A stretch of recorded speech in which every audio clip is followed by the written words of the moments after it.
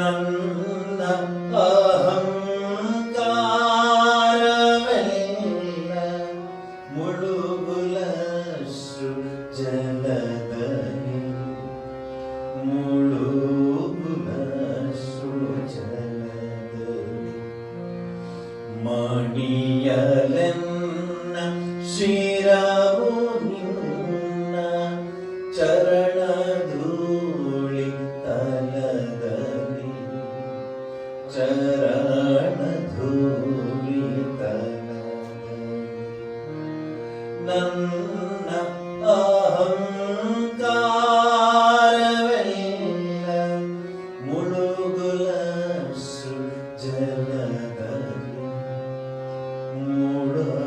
ಮುಳುಗುಲಶ್ರು ಜಲದಲ್ಲಿ ಮಣಿಯಲೆನ್ನ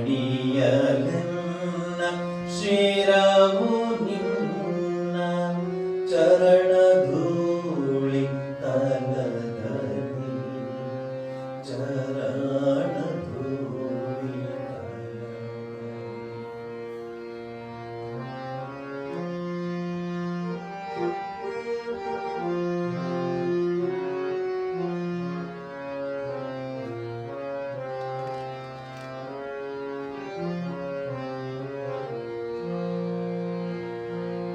ನನಗೆ ನಾನೇ ಪೂಜೆಗೈಯೆ ನನಗೆ ನಾನೇ ಪೂಜೆಗೈಯೆ ನನಗೆ ನಾನೇ ಪೂಜೆಗೈಯೆ ಸೊಡರನೆತ್ತಲೋ ಬೆಳಕು ಬರುವ ಮೊದಲು ಅಯ್ಯೋ ಬೆಳಕು ಬರುವ ಮೊದಲು ಅಯ್ಯೋ ಬರಿಯ ಕತ್ತಲು ಬರಿಯ ಕತ್ತಲು ಅಹಂಕಾರ ಅಂಧಕಾರ ಮುತ್ತುತ್ತಿದೆ ಸುತ್ತಲು ಮುತ್ತುತ್ತಿದೆ ಸುತ್ತಲು ಮಣಿಯಲೆನ್ನ ಶಿರವು ನಿನ್ನ ಚರಣಧೂಳಿ ತಲದಲ್ಲಿ ಚರಣಧೂಳಿ ತಲದಲ್ಲಿ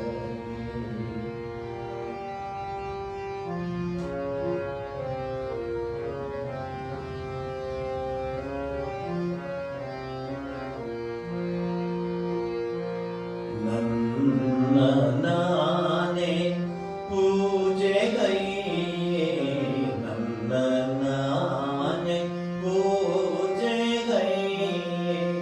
ಸೊಡರನೆತ್ತಲೋ ಬೆಳಕು ಬರುವ ಬದಲು ಅಯ್ಯೋ ಬೆಳಕು ಬರುವ ಬದಲು ಅಯ್ಯೋ ಬರಿಯ ಕತ್ತಲು ಬರಿಯ ಕತ್ತಲು ಅಹಂಕಾರ ಅಂಧಕಾರ ಮುತ್ತುತ್ತಿದೆ ಸುತ್ತಲು ಮುತ್ತುತ್ತಿದೆ ಸುತ್ತಲು ಮಣಿಯಲೆನ್ನ ಶಿರವು ನಿನ್ನ ಚರಣಧೂಳಿ ತಲದಲ್ಲಿ ಚರಣಧೂಳಿ ತಲದಲ್ಲಿ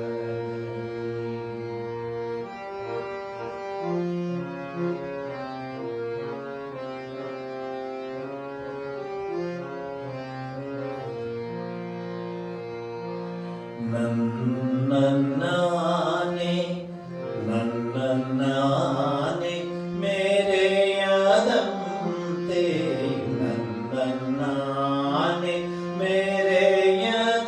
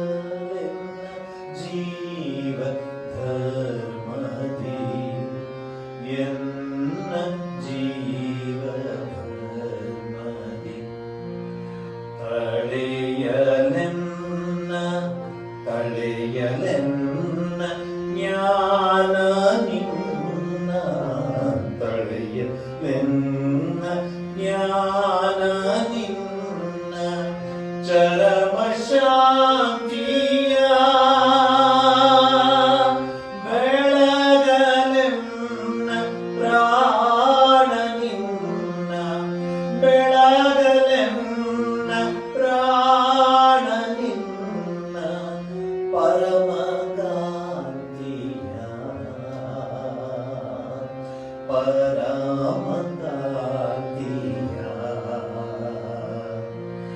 ನನ್ನ ಅಳಿಸು ನೀನೇ ನೆಲಸು ನನ್ನ ಅಳಿಸು ನೀನೇ ನೆಲಸು ಹೃದಯ ಪದ್ಮದಲದಲ್ಲಿ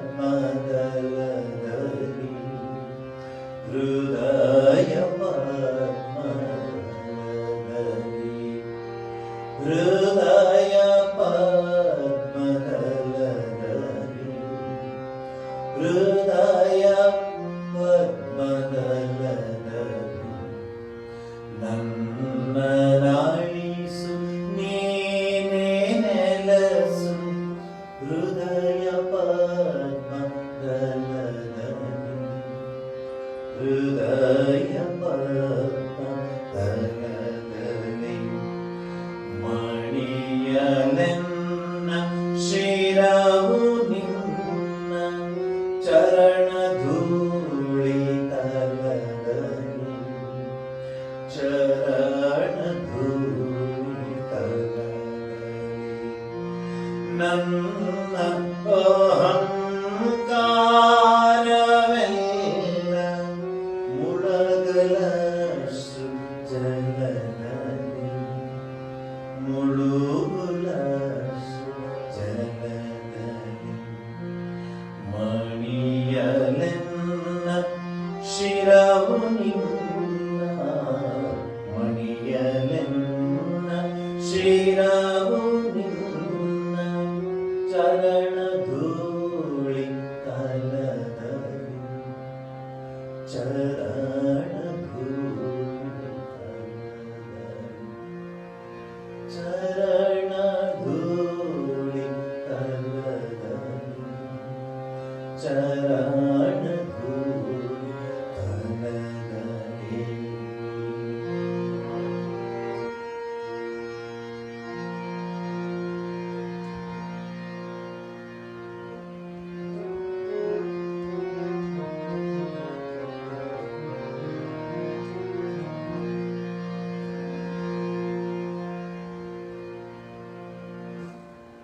ವನಸು ಮಗುಲೆನ್ನ ಜೀವನವು ವಿಕಸಿಸುವಂತೆ ಮನವನನುಗೊಳಿಸು ಗುರುವೇ ಹೇ ದೇವ ಮನವನನುಗೊಳಿಸು ಗುರುವೇ ವನಸು ಮಗುಲೆನ್ನ ಜೀವನವು ವಿಕಸಿಸುವಂತೆ ಮನವನನುಗೊಳಿಸು ಗುರುವೇ ಹೇ ದೇವ ಮನವನನುಗೊಳಿಸು ಗುರುವೇ ಜನಕ್ಕೆ ಸಂತಸವೀವ ಘನನು ನಾನೆಂದೆಂಬ ಜನಕ್ಕೆ ಸಂತಸವೀವ ಘನನು ನಾನೆಂದೆಂಬ ಎಣಿಕೆ ತೋರದೆ ಜಗದ ಹೊಗಳಿಕೆಗೆ ಬಾಯಿಬಿಡದೆ ಮನವನನುಗೊಳಿಸು ಗುರುವೇ ಹೇ ದೇವ ಮನವನನುಗೊಳಿಸು ಗುರುವೇ ವನಸು ಮಗುಳೆನ್ನ ಜೀವನವು ವಿಕಸಿಸುವಂತೆ ಮನವನನುಗೊಳಿಸು ಗುರುವೇ ಹೇ ದೇವ ಮನವನನುಗೊಳಿಸು ಗುರುವೇ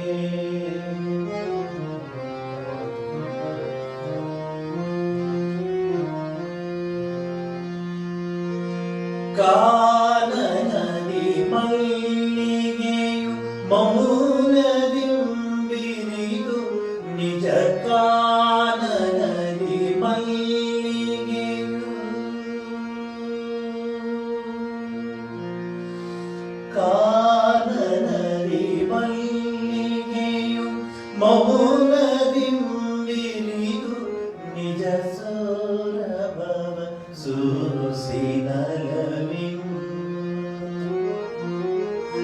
ಕಾನನದಿ ಮಲ್ಲಿಗೆಯು ಮೌನದಿಂಬಿರಿದು ನಿಜ ಸೌರಭವ ಸೂಸಿನಲವಿಂ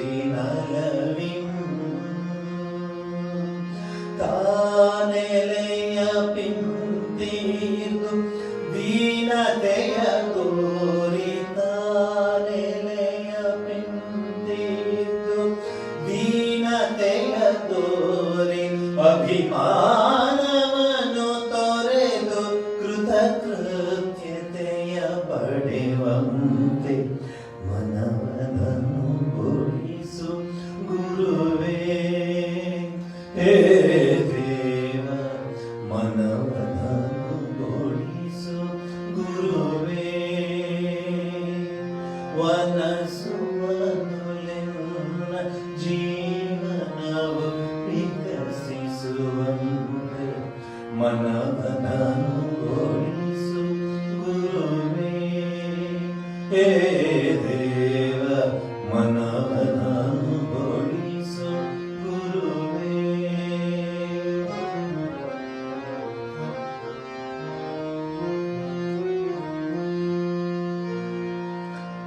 ಉಪಕಾರಿ ನಾನು ಎನ್ನುವ ಕೃತಿಯು ಜಗವೆಂಬ ಉಪಕಾರಿ ನಾನು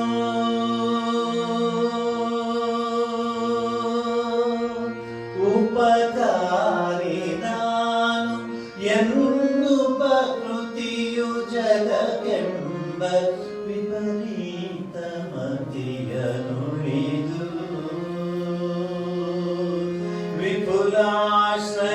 ವಿಪುಲಾಶ್ರಯವನೀವ ಸುಫಲ ಸುಮಭರಿತ ವಿಪುಲಾಶ್ರಯವನೀವ ಸುಫಲ ಸುಮಭರಿತ ಪಾದಪದಂತೆ ನೈಜ ಮಾದೊಳ್ಪಿನಿ ಬಾಳುಳು ಮನವನನು ಬೋಳಿಸು ಗುರುವೇ ಹೇ ದೇವ ಮನವನನು ಬೋಳಿಸು ಗುರುವೇ ವನಸುಮಧುಲೆನ್ನ ಜೀವನವು ವಿಕಸಿಸುವಂತೆ ಮನವನನು ಬೋಳಿಸು ಗುರುವೇ ಹೇ ದೇವ ಮನವನನು ಬೋಳಿಸು ಗುರುವೇ ಜನಕ್ಕೆ ಸಂತಸವೀವ ಘನನು ನಾನೆಂದೆಂಬ ಜನಕ್ಕೆ ಸಂತಸವೀವ ಘನನು ನಾನೆಂದೆಂಬ ಎಣಿಕೆ ತೋರದೆ ಜಗದ ಪೊಗಳಿಕೆಗೆ ಬಾರಿಡದ ಮನವನನು ಬೋಳಿಸು ಗುರುವೇ ಹೇ ದೇವ ಮನವನನು ಬೋಳಿಸು ಗುರುವೇ ಹೇ ದೇವ ಮನವನನು ಬೋಳಿಸು ಗುರುವೇ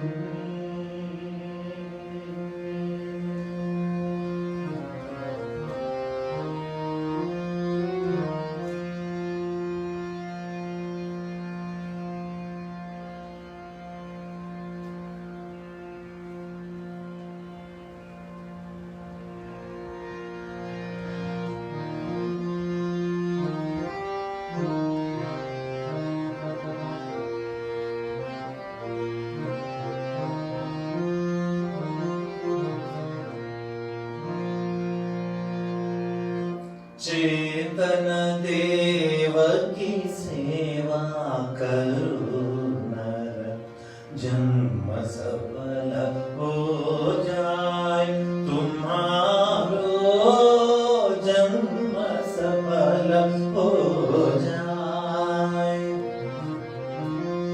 चेतन देवकी सेवा करो नर चेतन देवकी सेवा करो नर जन्म सफल हो जाए तुम्हारो जन्म सफल हो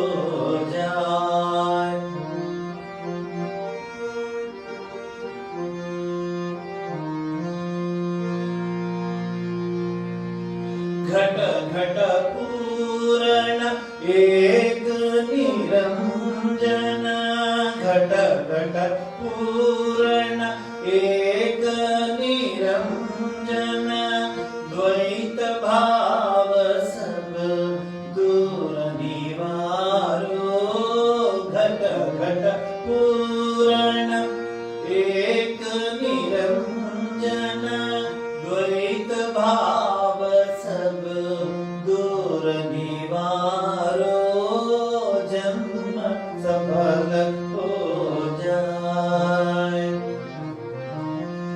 चेतन देव की सेवा करो नर चेतन देव की सेवा करो नर जन्म सफल हो जाए तुम्हारो जन्म सफल हो जाए।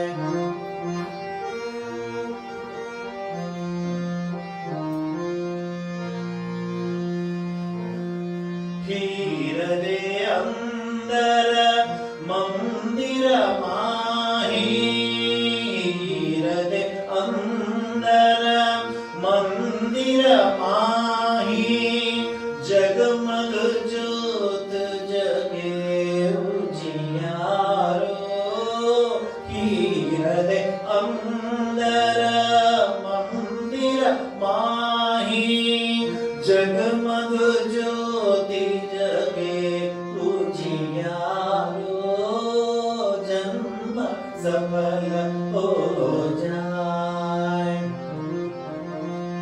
चेतन देव की सेवा करो नर चेतन देव की सेवा करो नर जन्म सफल हो जाए तुम्हारो जन्म सफल हो जाए तुम्हारो जन्म सफल हो जाए।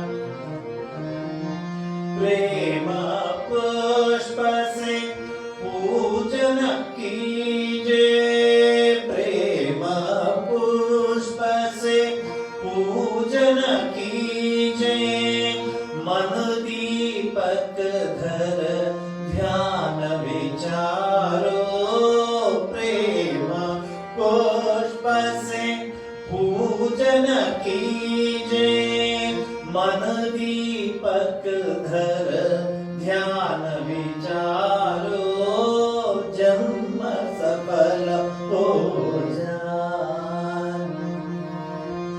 चेतन देव की सेवा करो नर चेतन देव की सेवा करो नर जन्म सफल हो जाए तुम्हारो जन्म सफल हो जाए।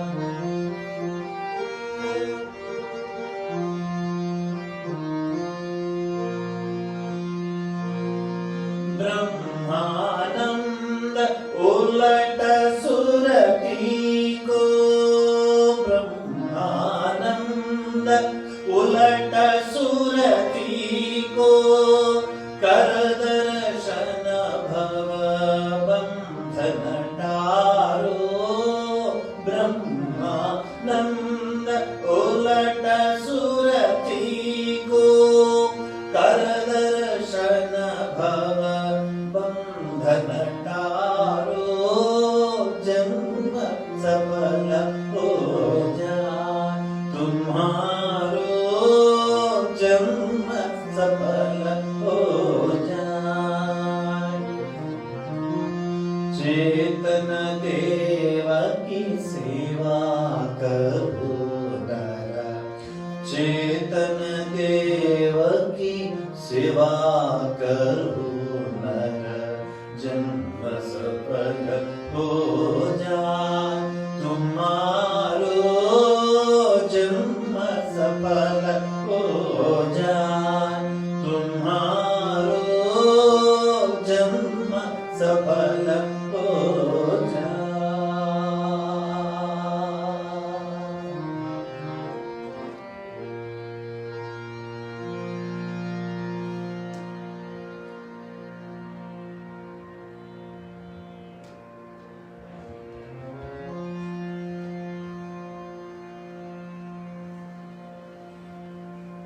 शक्ति समुद्र।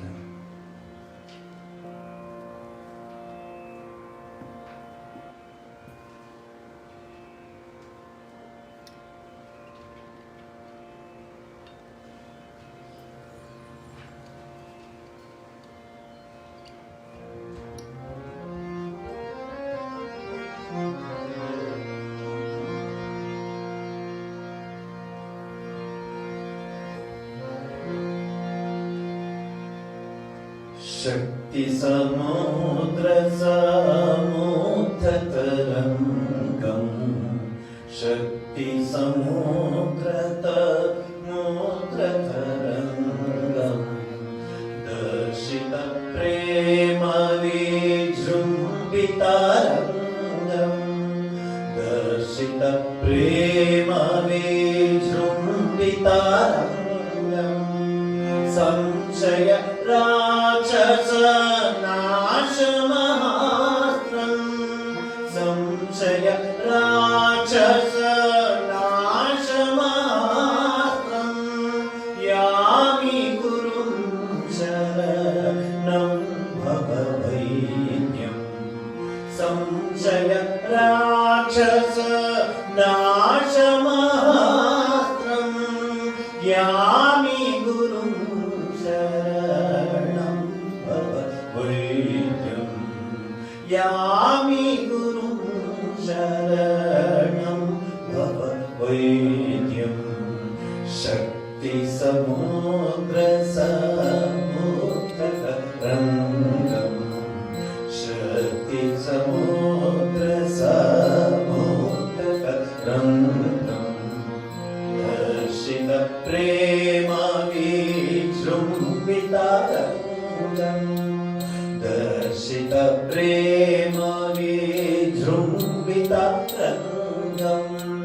संशय राक्षस नाशमहास्त्रम्। संशय राक्षस नाशमहास्त्रम्। यामि गुरुं शरणं भववैद्यम्।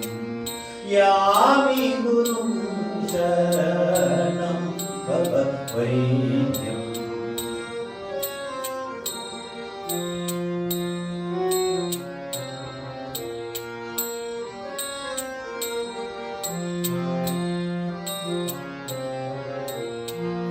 अद्वयतत्त्वसमाहितचित्तम्। अद्वयतत्त्वसमाहितचित्तम्।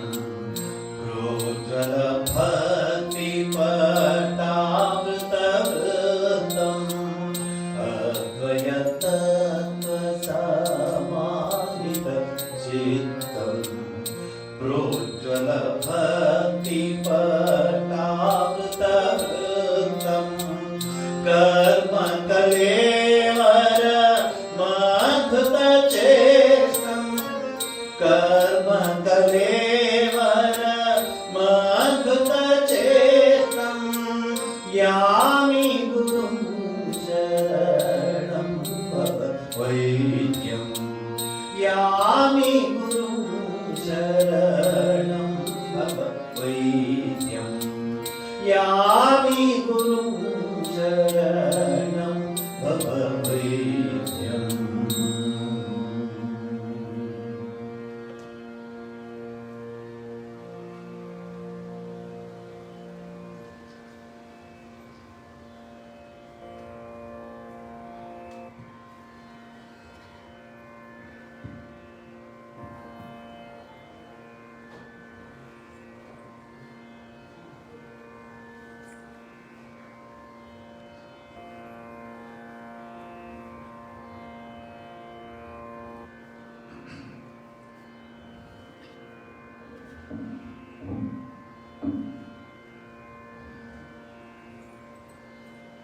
ಓಂ ನಮಃ ಶ್ರೀ ಯತಿರಾಜಾಯ ವಿವೇಕಾನಂದ ಸೂರೇ ಸಚ್ಚಿತ್ ಸುಖ ಸ್ವರೂಪಾಯ ಸ್ವಾಮಿನೇ ತಾಪಹಾರಿಣೆ ಓಂ ಸ್ಥಾಪಕಾಯ ಚ ಧರ್ಮಸ್ಯ ಸರ್ವಧರ್ಮ ಸ್ವರೂಪಿಣೆ ಅವತಾರ ವರಿಷ್ಠಾಯ ರಾಮಕೃಷ್ಣಾಯ ತೇ ನಮಃ ಜನನೀಂ ಶಾರದಾಂ ದೇವೀಂ ರಾಮಕೃಷ್ಣಂ ಜಗದ್ಗುರು ಪಾದಪದ್ಮೆ ತಯೋಶ್ರಿತ್ವಾ ಪ್ರಣಮಾಮಿ ಮುಹುರ್ಮುಹುರ್. ಆತ್ಮೀಯ ಬಂಧುಗಳೇ, ವಿವೇಕ ಸೋಪಾನ ಕಳೆದ ವಾರದಿಂದ ನಮ್ಮ ವಿಶೇಷ ಸತ್ಸಂಗ ಕಾರ್ಯಕ್ರಮದಲ್ಲಿ ವಿವೇಕ ಸೋಪಾನ ಅನ್ನುವಂತಹ ವಿಚಾರವನ್ನು ತೆಗೆದುಕೊಂಡಿದ್ದೀವಿ.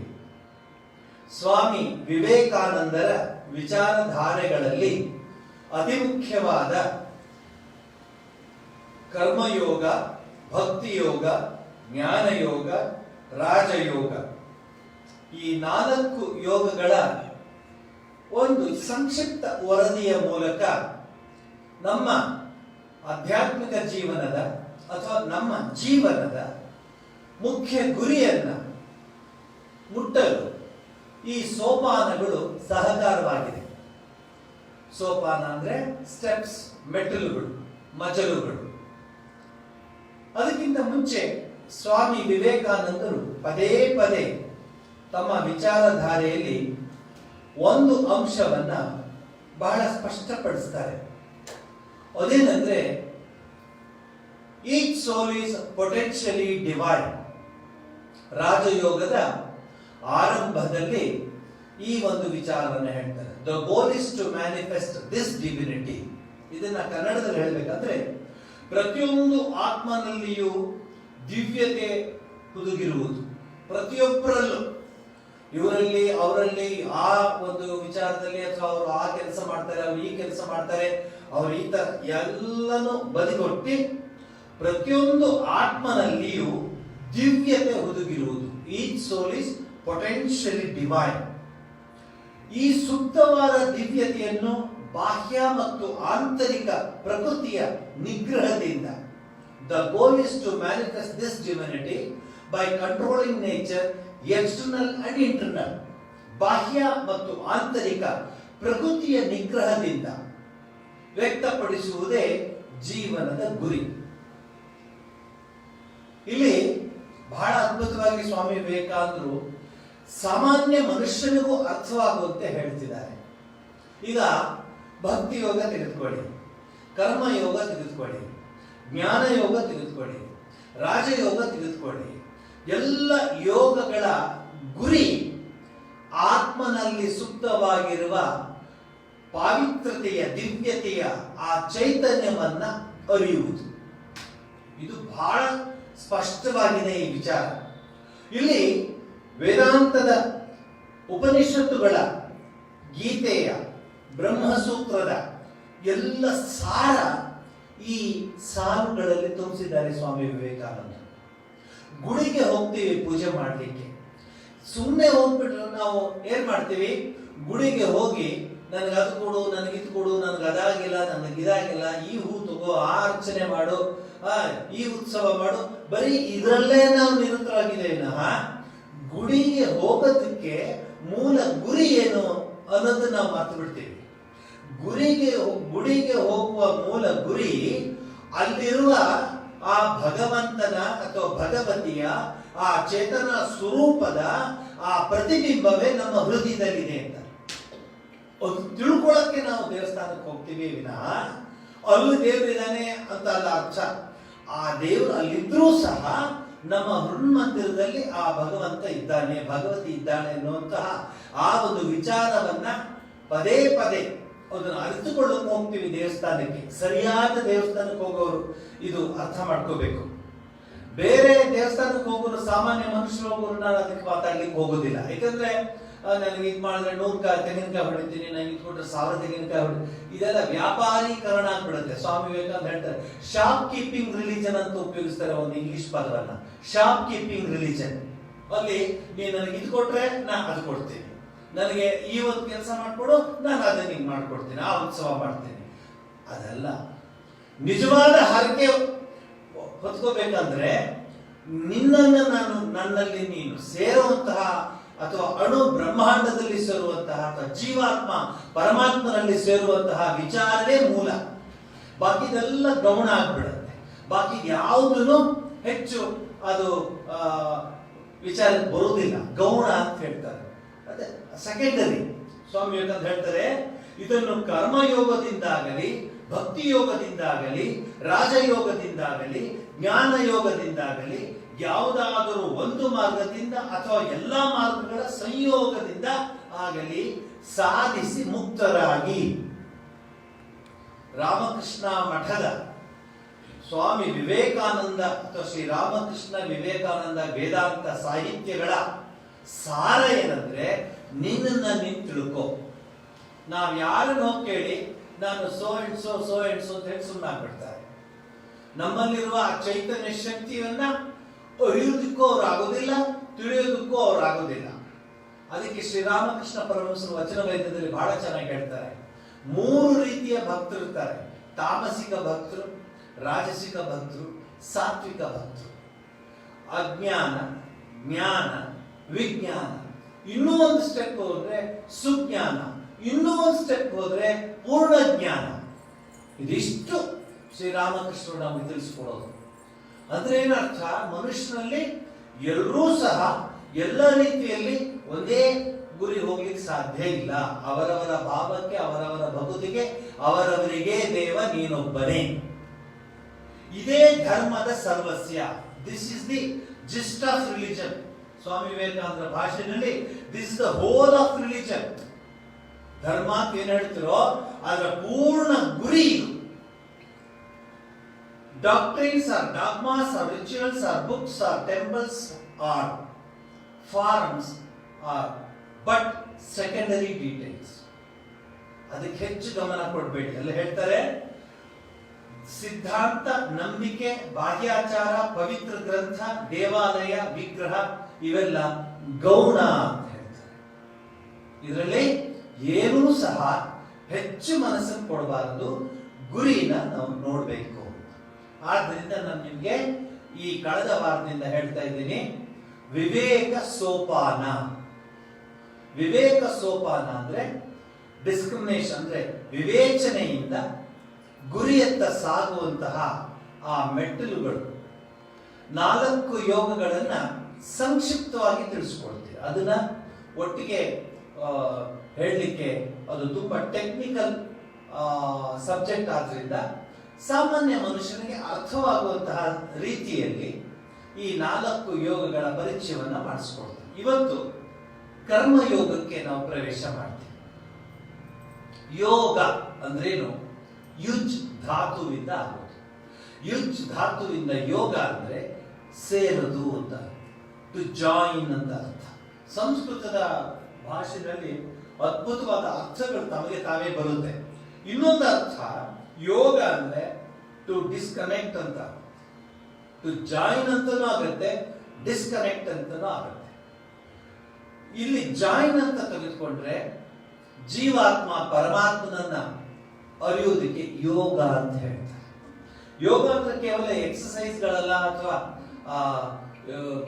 ಯೋಗ ಮಾಡ್ತಾರೆ, ಯೋಗ ಕ್ಲಾಸ್ಗಳೆಲ್ಲ ಅವೆಲ್ಲ ಮಾಡ್ತಾರಲ್ಲ, ಅದಷ್ಟೇ ಅಲ್ಲ. ಅದ್ಯಾಕೆ ಮಾಡ್ತಾರೆ ಅಂದ್ರೆ, ತಾನು ಕೂತಾಗ, ತಾನು ಜಪಕ್ಕೆ ಕೂತಾಗ, ಧ್ಯಾನಕ್ಕೆ ಕೂತಾಗ ಯಾವುದೇ ರೀತಿಯ ಮಾನಸಿಕ ಆಗಲಿ ದೈಹಿಕವಾಗಿ ತೊಂದರೆ ಆಗಲಿ ಅಂತ ಹೇಳಿ ದೇಹವನ್ನ ಸದೃಢವಾಗಿ ಇಡುವಂತಹ ಆ ಒಂದು ಪ್ರಕ್ರಿಯೆಗೆ ಯೋಗ ಅಂತ ಹೇಳಿ ನಾವು ಅಭ್ಯಾಸ ಮಾಡ್ತೀವಿ. ಇಡೀ ಪ್ರಪಂಚದಲ್ಲಿ ಈಗ ಯೋಗ ಬಹಳ ವಿಶೇಷತೆಯನ್ನ ಪಡೆದಿದೆ. ಆದ್ರೆ ಯೋಗದ ಮೂಲಕ್ಕೆ ಹೋದಾಗ, ಅಂದ್ರೆ ಪತಂಜಲಿ ಯೋಗ ಮಹರ್ಷಿಗಳ ಯೋಗ ಸೂತ್ರಗಳನ್ನ ತೆಗೆದುಕೊಂಡಾಗ ಒಂದೇ ಒಂದು ಸೂತ್ರ ಬರುತ್ತೆ ದೇಹದ ಬಗ್ಗೆ.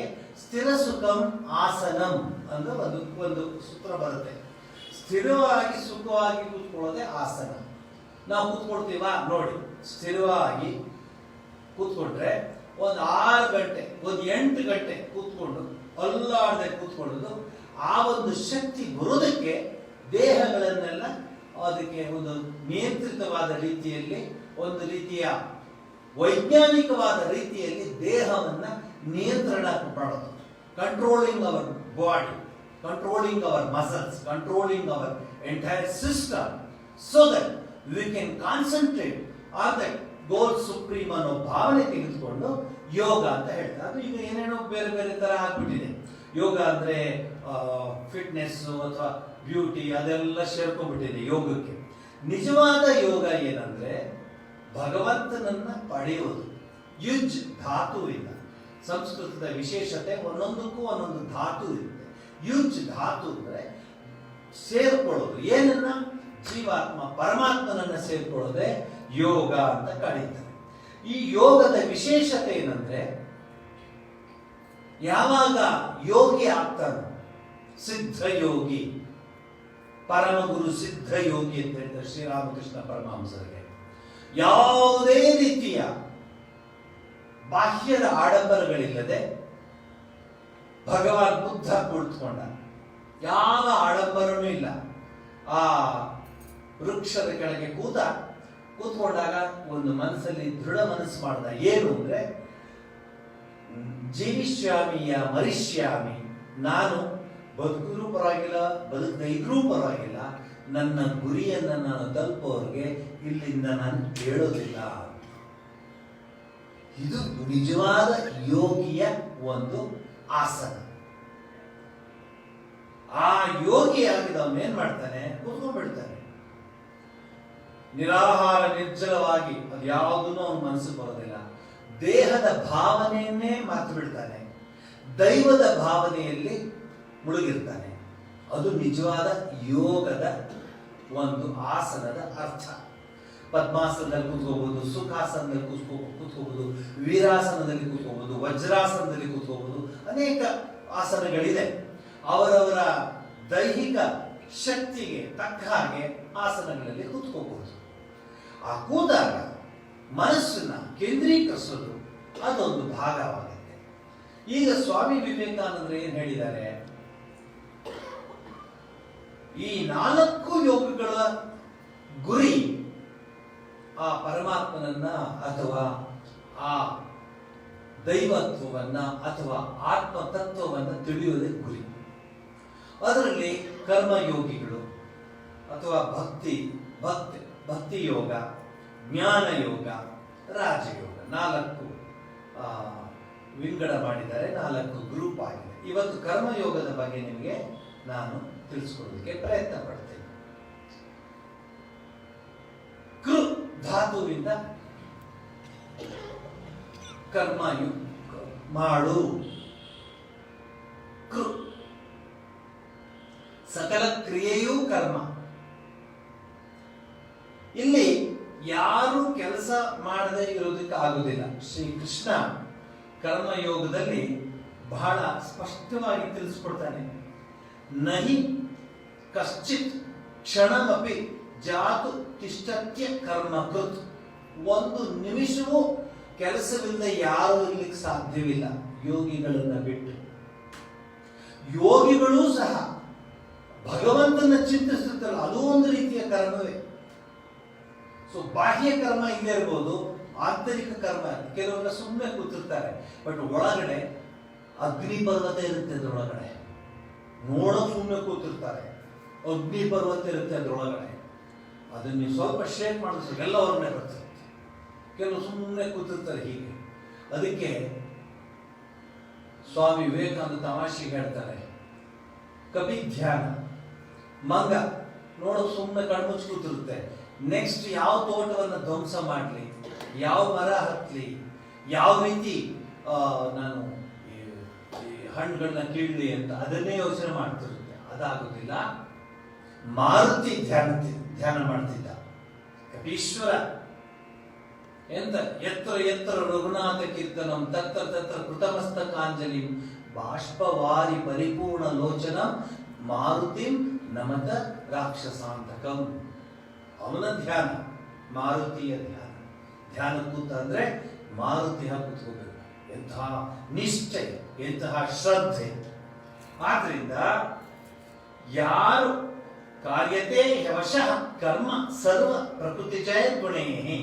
ಯಾರು ಎಂದಿಗೂ ಒಂದು ಕ್ಷಣ ಮಾತ್ರವಾದರೂ ಕೆಲಸ ಮಾಡದೆ ಇರಲಾರನು.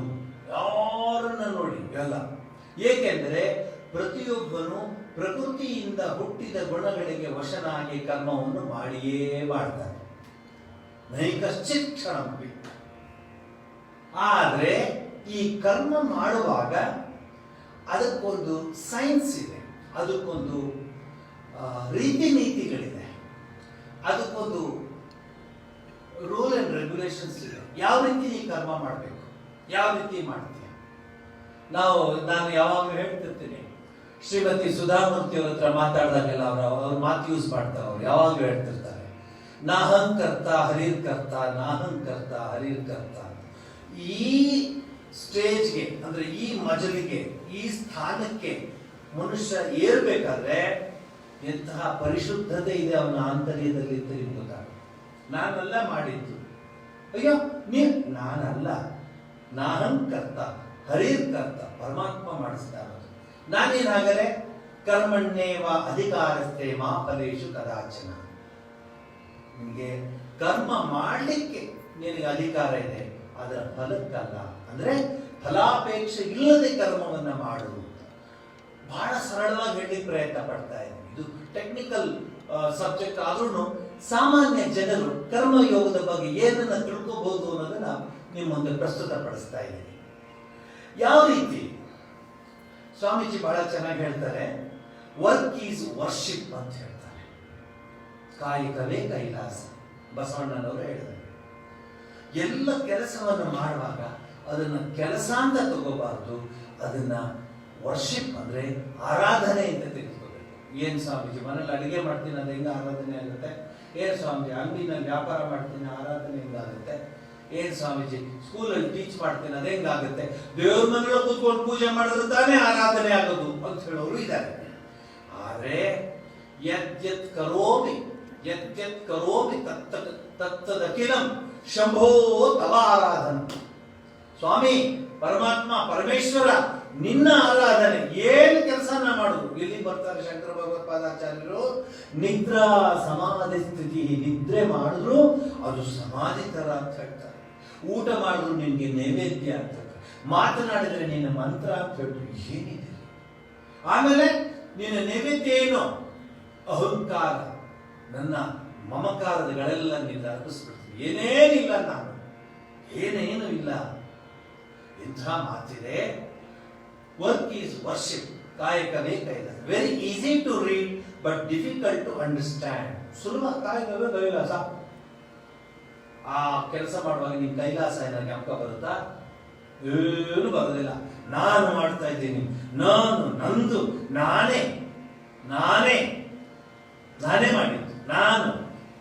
ಕೈಲಾಸ ಜ್ಞಾಪಕ ಬರುತ್ತೆ? ಯಾವುದು ಜ್ಞಾಪಕ ಬರಲ್ಲ. ಮೇನ್ ಚೇಸಿನ ನಾದಿ.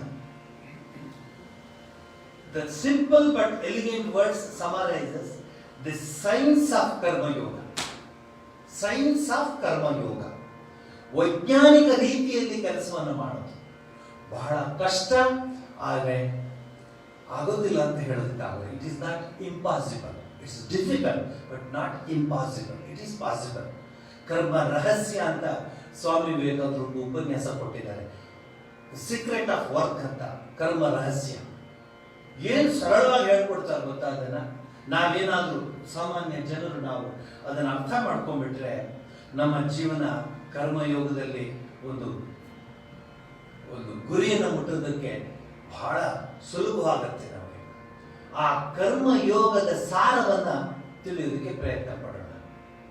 ಈ ಅಂಶವನ್ನು ಪರಿಪೂರ್ಣವಾಗಿ ಅರ್ಥೈಸಿಕೊಂಡ್ರೆ, ಅಲ್ಲ ಸ್ವಾಮಿ ನಾನ್ ತಾನೇ ಮಾಡೋದು, ನೀವು ನಾನ್ ಮಾಡೋದು ಅಂತ ಹೇಳ್ಬೇಕು ಅಂತ ಸಾಮಾನ್ಯ ಮನುಷ್ಯ ಮಾತಾಡ್ತಾರೆ. ನೀನು ಮಾಡ್ತೀನಿ ಅಂತ ಯಾರು ಹೇಳೋದು? ನೀನು ಹೇಳ್ತಿದ್ಯಾ. ನೀನು ನಾನು ಇದನ್ನು ಮಾಡ್ತಾ ಇದ್ದೀನಿ ಅಂತ ಹೇಳ್ತಿದ್ಯಾ. ಆದ್ರೆ ನೀನಲ್ಲ. ನೀನು ಕೇವಲ ಯಂತ್ರ. ಭಗವಂತ ಎಲ್ಲವನ್ನೂ ಮಾಡು. ಕರ್ಮಯೋಗದಲ್ಲಿ ಸ್ವಾಮಿ ವಿವೇಕಾನಂದರು ಒಂದು ಅಧ್ಯಾಯವನ್ನು ಮಾತನಾಡಿದ್ಮೇಲೆ ಹೇಳ್ತಾರೆ, let me sum up this talk by this few points ಅಂತ ಹೇಳ್ತಾರೆ. ಅದನ್ನ ನಾನು ನಿಮ್ಗೆ ಆಮೇಲೆ ಹೇಳ್ತೀನಿ. ಬಹಳ ಸರಳವಾಗಿ ಹೇಳ್ತಾರೆ. ಜೀವಾತ್ಮ ಪರಮಾತ್ಮನನ್ನು ಸೇರುವಂತಾಗುತ್ತದೆ ಈ ಕರ್ಮಯೋಗದ ನಿಜ ಅರ್ಥವನ್ನು ಅರಿತಾರೆ. ಒಬ್ಬ ಪೂಜಾರಿ ಪೂಜೆ ಮಾಡ್ತಿದ್ದಾನೆ. ಸ್ವಾಮಿ ಅಂತ ಇಂಗ್ಲಿಷ್ ಬಹಳ ಚೆನ್ನಾಗಿ, A tailor, A cobbler should become A best cobbler, A teacher should become A best teacher, A tailor should become A best tailor. ಯಾರು ಏನ್ ಮಾಡಿದ್ರು ಅಪ್ರತಿಮವಾಗಿ ಅವನ ಕೆಲಸವನ್ನ ಶ್ರದ್ಧೆಯಿಂದ ಮಾಡ್ಕೊಂಡ್ಬಂದ್ರೆ ಅದರಲ್ಲೇ ಅವನು ಗುರಿನ ಮುಟ್ತಾನೆ ಅಂತ ಹೇಳಿ. ಇದನ್ನ ನಾವು ನಮ್ಮ ದಕ್ಷಿಣ ಭಾರತದಲ್ಲಿ ಅನೇಕ ಸಂತರುಗಳನ್ನು ನೀವು ನೋಡ್ತೀರ. ಆ ಸಂತರುಗಳು ಅವರ ಕಾಯಕ ಬೇರೆ, ಅವರ ಕೈಲಾಸ ಮುಟ್ಟುವ ದಾರಿನೇ ಒಂದಾಗಿದೆ. ಕಾಯಕದ ಮೂಲಕ ಕೈಲಾಸವನ್ನು ನೋಡುವ ಏನೇನು ಹೆಸರುಗಳಿದೆ, ಎಂತೆಂಥವರಿದ್ದಾರೆ. ಆ ಮಡಿವಾಳ ಮಾಚಯ್ಯ, ಅಂಬಿಗರ ಚೌಡಯ್ಯ, ಈ ಹೆಸರುಗಳೆಲ್ಲ ಮೊದಲು ಏನು ನಿಂತಿದೆ ಅಂತ ಯಾವಾಗ ಇದನ್ನು ಓದಿದಾಗ ಗೊತ್ತಾಗ್ತಿತ್ತು.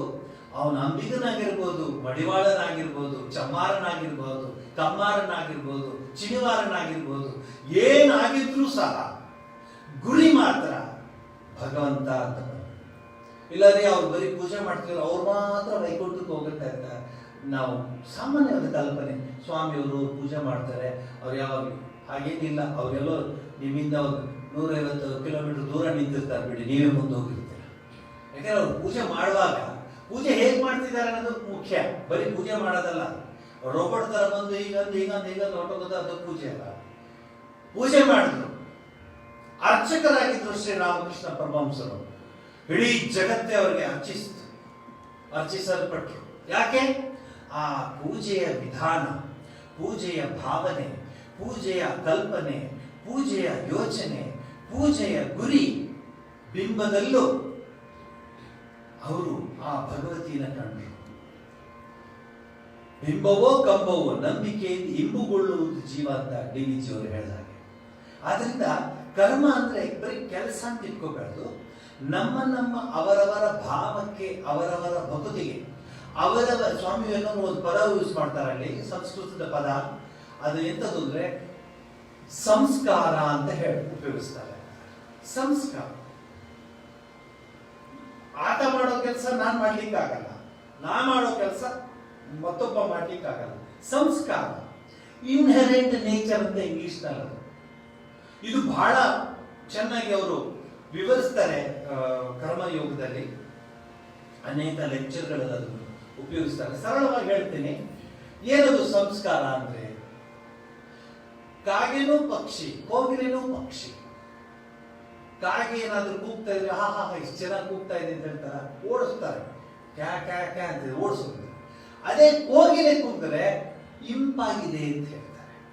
ನೋಡಿ, ದೇವರು ಯಾವ ರೀತಿಯ ಸಂಸ್ಕಾರ ಕೊಟ್ಬಿಟ್ಟಿದೆ. ಅದಕ್ಕೆ ಇಂಗ್ಲಿಷ್ನವರು ಅಂದ್ರೆ ವಿದೇಶಿಯರಿಗೆ, ಫಾರಿನರ್ಸ್ಗೆ ಸಂಸ್ಕಾರದ ಬಗ್ಗೆ ಹೆಚ್ಚು ಅರ್ಥ ಆಗಲಿಲ್ಲ ಅವ್ರಿಗೆ. ಸಂಸ್ಕಾರದ ಬಗ್ಗೆ ಅರ್ಥ ಆಗಲಿಲ್ಲ. ಇದೇನು ಸ್ವಾಮಿ ಇನ್ಹೆರೆಂಟ್ ನೇಚರ್ ಅಂತೀರ. ಆಗ ಸ್ವಾಮಿ ವಿವೇಕಾನಂದರು ಬಹಳ ಚೆನ್ನಾಗಿರುವಂತ ಉದಾಹರಣೆ ಕೊಡ್ತಾರೆ. 2 ಮೊಟ್ಟೆ ಇಡೋದು, ಒಂದು ಕೋಳಿ ಮೊಟ್ಟೆ, ಒಂದು ಬಾತಿನ ಮೊಟ್ಟೆ. 2 ಮೊಟ್ಟೆನೂ ಇನ್ಕ್ಯುಬೇಟ್ ಮಾಡೋದ್ರೆ ಕಾವು ಕೊಡೋದು ಮೊಟ್ಟೆಗೆ.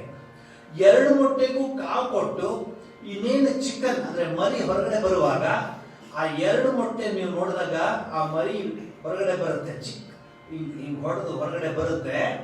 ಆ ಬಂದಾಗ ಕೋಳಿ ಮೊಟ್ಟೆ ಮರಿ, ಆ ಬಾತಿನ ಮೊಟ್ಟೆ ಮರಿ ಎರಡನ್ನೂ ನದಿ ದಡದಲ್ಲಿ ಇಡ್ತಾರೆ.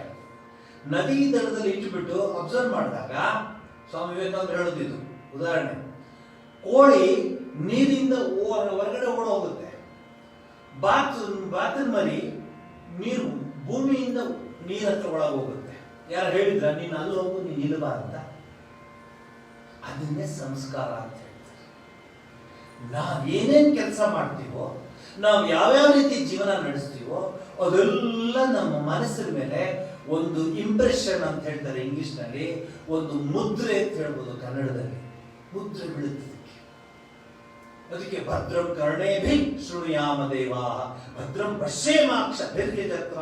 ಯಾಕೆ ಹೇಳುತ್ತೆ ಅಂದ್ರೆ ಒಳ್ಳೆದನ್ನೇ ಮಾಡು, ಒಳ್ಳೆದನ್ನೇ ನೋಡು, ಒಳ್ಳೆದನ್ನೇ ಚಿಂತಿಸು. ಯಾಕೆಂದ್ರೆ ಏನನ್ನ ನೀನು ನೋಡ್ತಿರ್ತೀಯೋ ಅದ್ರ ಇಂಪ್ರೆಷನ್ ನಿನ್ ಮನಸ್ಸಿಗೆ ಬೀಳ್ತಾ ಇರುತ್ತೆ. ಅದಕ್ಕೆ ಒಳ್ಳೆ ಉದಾಹರಣೆ ಕೊಡ್ತಾರೆ ಸ್ವಾಮಿ ವಿವೇಕಾನಂದರು. ಒಂದು ಸರೋವರ, ಒಂದು ಕಲ್ಲನ್ನ ತಗೊಂಡು ಸರೋವರಕ್ಕೆ ಹಾಕಿದ್ರೆ ಅಲೆ ಅಲೆಗೆ ಅಲೆ ಅಲೆ ಅಲೆ ಅಲೆ ಅಲೆ ಅಲೆ ಬರುತ್ತೆ. ಮನಸ್ಸನ್ನೊಂದು ಮಾನಸ ಸರೋವರ. ಮಾನಸ ಸರೋವರದಲ್ಲಿ ಒಂದು ಕಲ್ಲನ್ನು ಹಾಕಿದ್ರೆ ಅಥವಾ ಸರೋವರದಲ್ಲಿ ಕಲ್ಲನ್ನು ಹಾಕಿದ್ರೆ ಹೇಗೆ ರಿಪಲ್ಸ್ ಬರುತ್ತೋ ಹಾಗೆ ಪ್ರತಿಯೊಂದು ಕೆಲಸ ಮಾಡಿದಾಗಲೂ ನಮ್ಮ ಮನಸ್ಸಿನಲ್ಲಿ ಆಂತರ್ಯದಲ್ಲಿ ಆ ರಿಪಲ್ಸ್ ವೈಬ್ರೇಷನ್ಸ್ ಬರ್ತಾ ಹೋಗುದು. ಅದಕ್ಕೆ ಒಳ್ಳೆ ಕೆಲಸ ಮಾಡಿ ಅಂತ ಹೇಳಿ ಸುಳ್ಳು ಹೇಳಬೇಡಿ. ಇನ್ನೊಬ್ಬರಿಗೆ ಕೆಟ್ಟದನ್ನ ಬಯಸಬೇಡಿ. ಯಾಕೆಂದ್ರೆ ಇನ್ನೊಬ್ಬರಿಗೆ ಕೆಟ್ಟದನ್ನ ಬಯಸುವಾಗ ಅವ್ರು ಕೆಟ್ಟದಾಗಿಂತ ಮುಂಚೆನೆ ನಮಗೆ ಕೆಟ್ಟದಾಗಿ ಇನ್ನು ಅವ್ರ ಯೋಚನೆ ಮಾಡೋದು ಕೆಟ್ಟದಾಗ್ಬಿಡುತ್ತೆ. ಅಷ್ಟು ಪವರ್ಫುಲ್ ಮನಸ್ಸು ಅಲ್ವೇ? ಎಷ್ಟು ಪವರ್ಫುಲ್ ಮನಸ್ಸು ಅಂತ ನಿಮ್ಗೆ ಗೊತ್ತು. ಇತ್ತೀಚೆಗೆ ಒಂದು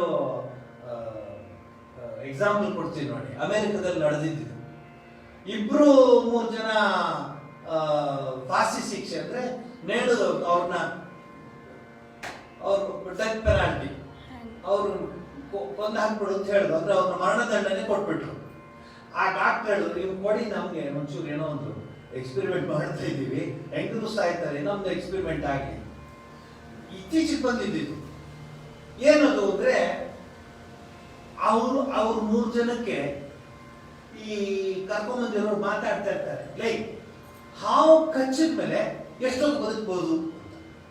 ಒಬ್ಬ ಹೇಳ್ತಾನೆ, ವಿಷ ಜಂತು ಆದ್ರೆ ಇಷ್ಟು ಗಳಿಗೆ ಸತ್ತೋಗ್ಬಿಟ್ಟ, ನಾವು ಇಷ್ಟು ಸೆಕೆಂಡ್ ಅಲ್ಲಿ ಹೊಟ್ಟೋಗ್ಬಿಡ್ತು. ಹೀಗೆ ಮಾತಾಡ್ತಿರ್ತಾರೆ ಅವ್ರು 3 ಜನದ ಮುಂದೆ.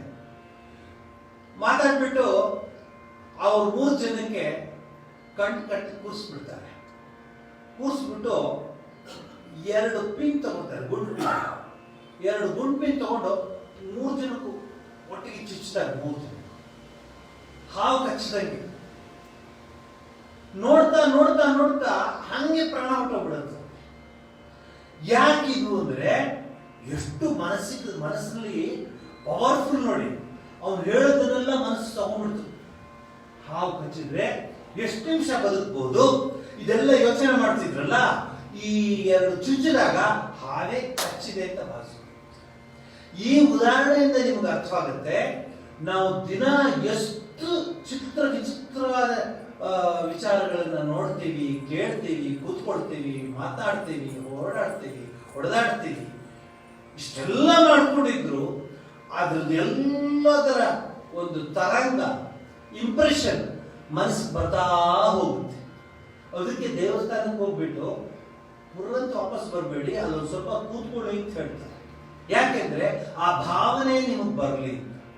ಹಿಂದೆ ನಾವೆಲ್ಲ ನಂಜನಗೂಡು, ಚಾಮುಂಡಿ ಬೆಟ್ಟ, ಶ್ರೀರಂಗಪಟ್ಟಣ ಅಥವಾ ತ್ರಿನೇಶ್ವರ, ಭುವನೇಶ್ವರಿ, ಈ ದೇವಸ್ಥಾನಗಳಿಗೆಲ್ಲ, ಆಂಜನೇಯ ಸ್ವಾಮಿ, ಈ ದೇವಸ್ಥಾನಗಳಿಗೆಲ್ಲ ಹೋದಾಗ ಪೂಜೆ ಮಾಡಿ ಓಡ ಬರ್ತಿರ್ಲಿಲ್ಲ. ಕುತ್ಕೋತಾ ಇದ್ವು ನಾವು. ಪೂಜೆ ಆದ್ಮೇಲೆ ತುಂಬಾ ಹೊತ್ತು ಕುತ್ಕೋತಾ ಇದ್ವು ದೇವಸ್ಥಾನದಲ್ಲಿ ಸ್ವಾಮಿಯನ್ನು. ಆ ಕಂಬದಲ್ಲಿ ಹೀಗೆ ಕುತ್ಕೊಂಡು ನೆನ್ಸ್ಕೊಂಡು ಕುತ್ಕೊಂಡು. ಯಾಕೆಂದ್ರೆ ಆ ಭಾವನೆ ಮನಸ್ಸಿನ ಆ ಸಂಸ್ಕಾರ ಪರಿಶುದ್ಧವಾಗ್ಲಿ, ಮನಸ್ಸು ಪರಿಶುದ್ಧವಾಗ್ಲಿ. ಯಾಕೆಂದ್ರೆ ಅವ್ರು ಯಾವಾಗ್ಲೂ ಮಂತ್ರಗಳು ಆಗ್ತಾ ಇರುತ್ತೆ, ಯಾವಾಗ್ಲೂ ಪೂಜೆಯ ಮಂತ್ರಗಳು ಬರ್ತಾ ಇರುತ್ತೆ. ಬೇರೆ ಏನು ಬರೋದಿಲ್ವೇ? ನೀವು ಬೇರೆ ನೋಡಿ, ಟಿವಿ ಆನ್, ಮನೆಗಳಲ್ಲಂತೂ ಟಿವಿ ಆನ್ ಮಾಡ್ತಾರೆ, ಅವ್ರವ್ರು ಜಗಳ ಆಡ್ತಿರ್ತಾರೆ, ಅವ್ರವ್ರಿಗೆ ದೂಷಿಸ್ತಾ ಇರ್ತಾರೆ, ಗಲಾಟಿ. ಅದು ಎಂತ ಒಂದು ಇದು ವೈಬ್ರೇಷನ್ ಅಂತ ಹೇಳ್ಬೋದು, ತರಂಗ ಅಂತ ಹೇಳ್ಬೋದು, ಕನ್ನಡದಲ್ಲಿ ಇರ್ಬೋದು. ನೋಡ್ಕೊಳ್ಳಿ, ಯೋಚನೆ ಮಾಡಿ. ಶ್ರೀರಾಮಕೃಷ್ಣ ಒಂದೊಂದ್ ಕಡೆ ಹೇಳೋದು, ಇಲ್ಲಪ್ಪ ನಾನು ಬರಕ್ಕಾಗಲ್ಲೇ, ಅಯ್ಯೋ ಅವ್ರಿಗೆ ಮಾತಾಡಕ್ಕಾಗಲ್ಲಪ್ಪ, ಬರೀ ಪ್ರಾಪಂಚಿಕದ ಮಾತವ್ರು, ನನ್ನ ಕೈಲಿ ಆಗಲ್ಲ. ಎಲ್ಲಿವರೆಗೂ ಗೊತ್ತಾ, ಅವ್ನು ಯಾರು ನಮಸ್ಕಾರ ನೋಡಿದ್ರೆ ಅವ್ನು ಹೋದ್ಮೇಲೆ ಗಂಗೆ ತಗೊಂಬ, ಕಾಲ್ ತೊಳಿ ಯಾರು ಅಂತಹ ಸಂಸ್ಕಾರದ ಒಂದೊಂದು ಎಕ್ಸಾಂಪಲ್ಸ್ ಕೊಟ್ರೆ ನಾವು ದಿವಸ ಬಂಬಾರ್ಡ್ by all this bad thoughts. ನಾವು ಏನ್ ಟಿವಿ ಹಾಕ್ಬಿಟ್ರೆ ಎಲ್ಲ ಒಳ್ಳೆ ಇದು ಮಂತ್ರಗಳು ಎಲ್ಲ ಬರುತ್ತವಾ, ಎಲ್ಲ ನಮ್ಮ ಮನಸ್ಸಲ್ಲಿ ತುಂಬಿಕೊಳ್ಳುತ್ತವ.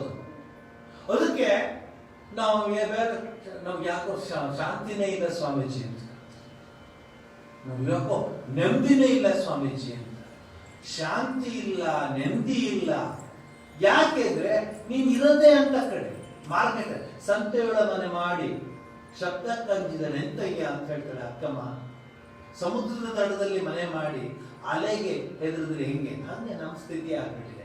ಅದಕ್ಕೆ ಆಶ್ರಮಗಳು, ದೇವಸ್ಥಾನಗಳೆಲ್ಲ ಊರಿನ ದೂರ ಇರ್ತಿತ್ತು. ತಿರುಪತಿ ನೋಡಿ, ತಿರುಪತಿ ಹೈದರಾಬಾದ್ ಮೆಟ್ರೋನಲ್ಲಿದೆಯಾ, ವಿಜಯವಾಡ ಮೆಟ್ರೋನಲ್ಲಿದೆಯಾ, ಎಲ್ಲಿದೆ ತಿರುಪತಿ? 7 ಕುಂಡಲ ವಾಸ, 7 ಬೆಟ್ಟದ ದೊರೆ ಅವನು. ಯಾಕೆ? ಶಾಂತವಾದ ಮಾತು. ಯೋಚನೆ ಮಾಡಿ,